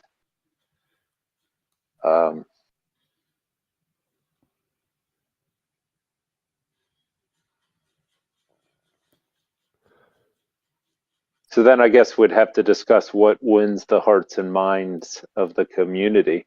So like what gave the existing tribe such power to begin with? Let's say it's a Christian tribe, and there's an individual that rejects Christianity. I think you answered it by saying, you do the things like the Christians did by like forming a church and forming community around. Yep, it's about the social phenomenon, the cultural relevancy, the people, the community who help. There's a lot of things that churches do that benefit people's lives. Lots of things that religions do that benefits people's lives. We just need to do that better. See, it's lots of things that people do that the religions are taking credit for it now.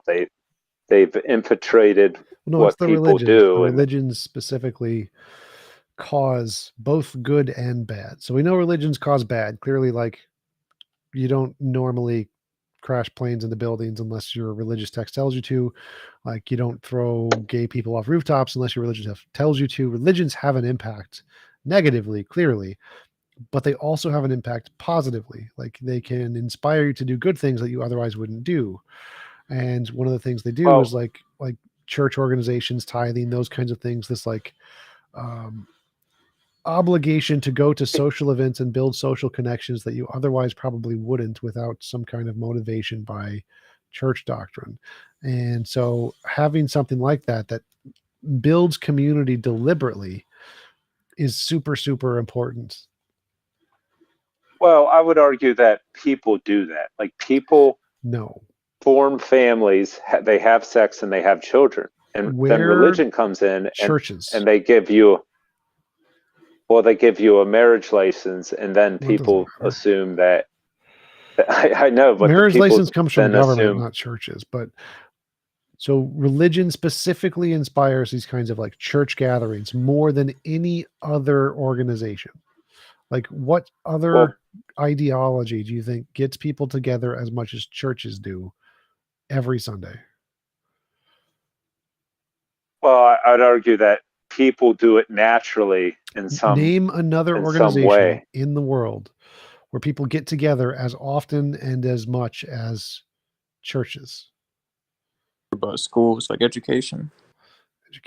Yeah, but the religion is building on what people naturally do. Like a family, pre-modern society would seek out shelter and seek to build things. So now the religion, in secular societies in Norway, Denmark, Japan, Sweden, do they have a location that brings people together as much as churches do?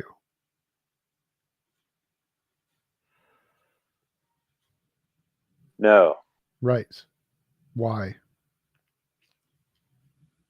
Well, I think, yeah, religion does serve as a catalyst to build upon what is already being done naturally. Like it may, Well, it makes it, you makes them do more things. and enhances it. Right. Yeah. It So could, like, obviously, I don't think there's it's a religion that's ever done something that humans have never done before in the history of humanity. Probably not, but maybe like circumcision. I don't know, maybe. But that part doesn't matter. What matters is does the religion cause more of the good behaviors that benefit society? And the answer is yes. Clearly, yes.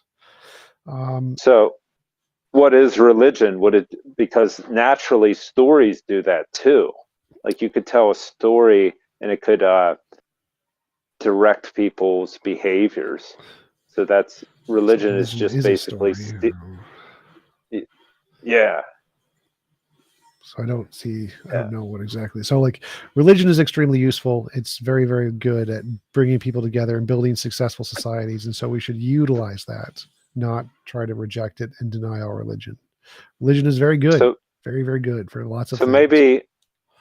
maybe religion carries baggage. So why not just call it a story? Just like because it doesn't carry any baggage. It's just no one cares about a story. People care about religion. They don't care about stories. So why not just call it a religion and just not have the silly God? Keep the religion, get rid of the God. Well, a lot of religious people don't accept other religions. So if you could popularize stories, forget stories. That's not going to happen. You. Religion is great. Religion does an amazing thing, and we can have a religion and just reject all other religions, just like everybody else does. There's no problem with that. There's no problem with rejecting other religions.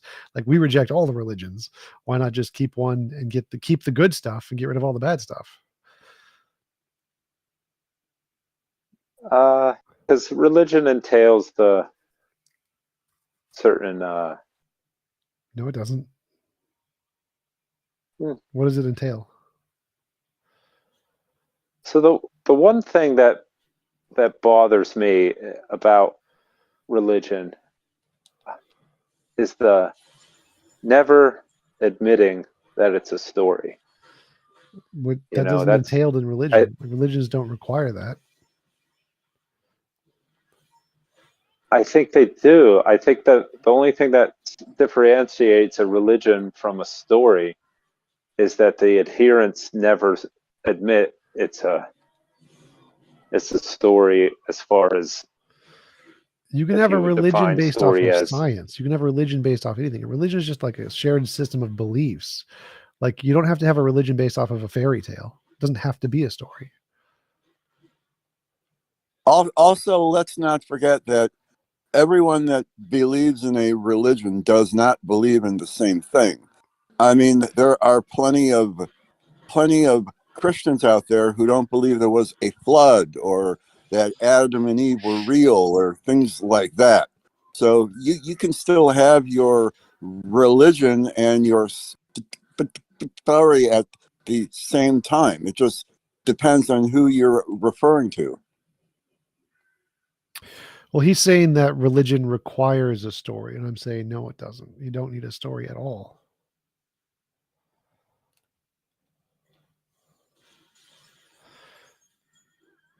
I thought you said religion was a story. The current religions are. You don't need it, though. So there's nothing in religion that requires you have a story. So religion could be defined as just ritual or... no, you can keep religion the exact same. Religion is the exact same definition. No problem. There are many religions with no gods. There are many religions without any spirituality. You have a religion of science if you want. Make it just religion is just a way to socially connect, essentially. But if you just keep the definition exactly the same, don't change it one bit, just make the religion and get rid of all the silly parts of the story. What is the definition of a religion? I'm going to Google it. My mouse isn't plugged in. I know the government definition is just a organized practice of some kind.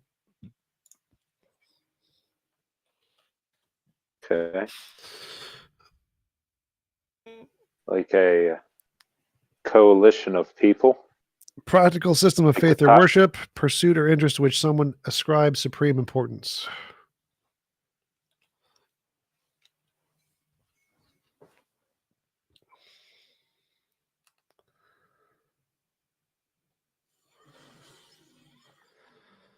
Supreme importance. Yeah, so like humanity, making people's lives better, science. Yep. Yep. So the Abrahamic religion warns not to make anything of supreme importance above their God. Yeah. So just make a different one with a better, non-ridiculous system of importance. I'm going to have to get religious about things in my life. Exactly. Join the atheist church. Make the world a better place. I will, but I still think that term holds baggage. The religion, though, because yes, it does, and that's a good thing. Like, the term queer, the term gay, those held baggage for the LGBT community. They were used as like derogatory terms, right? But then they turned those terms into terms of endearment within their community.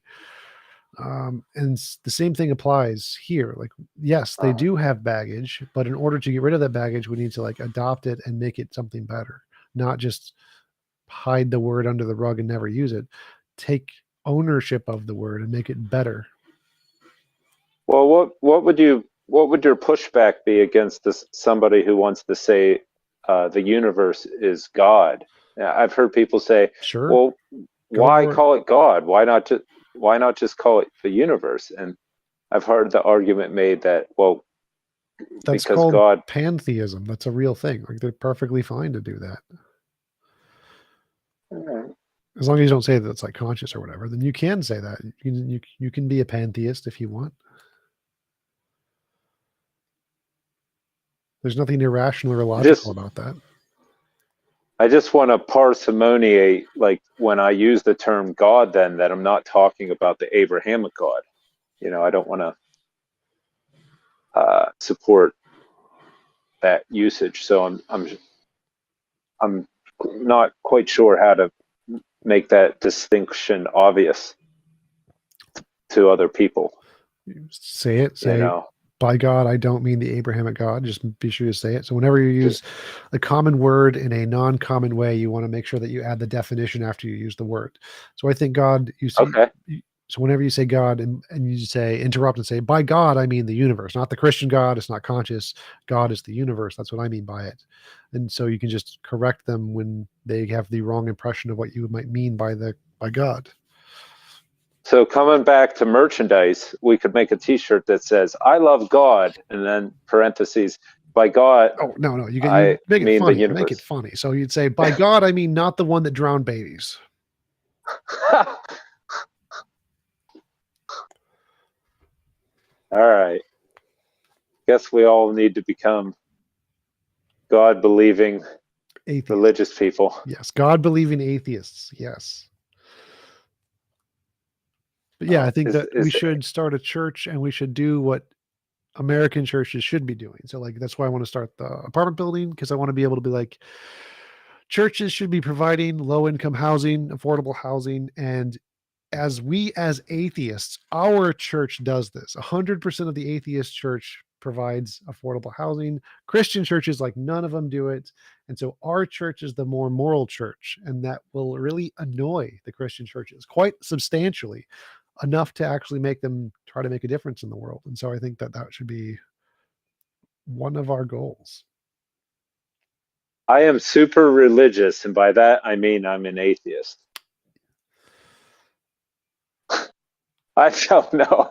I think there's going to be some confusion there for a while, but you'd probably we can work on it.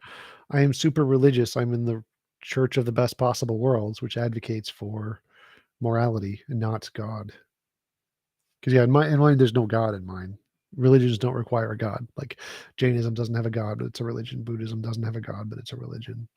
Religions don't require Because God. I feel So I just I feel don't like we're believe in almost. God. I don't believe in God. That's kind of, you can, but I don't. But I feel like we're falling into the trap that when a theist says, "Oh yeah, atheism is your religion," Same so thing as I maybe said the best. before. So like when Mhm. people use the term gay or queer, it used to be derogatory. And then the LGBTQ community took a hold of that and then made it a part of them. So we should just do the same thing. So yes, atheism is a religion and it's better than yours because we actually provide low income housing. We actually advocate for human rights. We actually don't have a deity that drowned babies. So instead of saying no, it's like just say, yeah, and ours is better than yours. Yeah. What about when they say, "Well, I have faith that Yahweh is God," like you have faith that He isn't? No, I just lack evidence. So that's not, would not be the same. Yeah. Okay, what evidence do you have? Everything in our faith has evidence. What does yours have? Well, see, I think a lot of people equate religion with faith. Yeah. Which we could use faith just like we could use religion. Yep. But exactly. If we have a better usage that's more rational and makes more sense, it's going to have an advantage over their usage.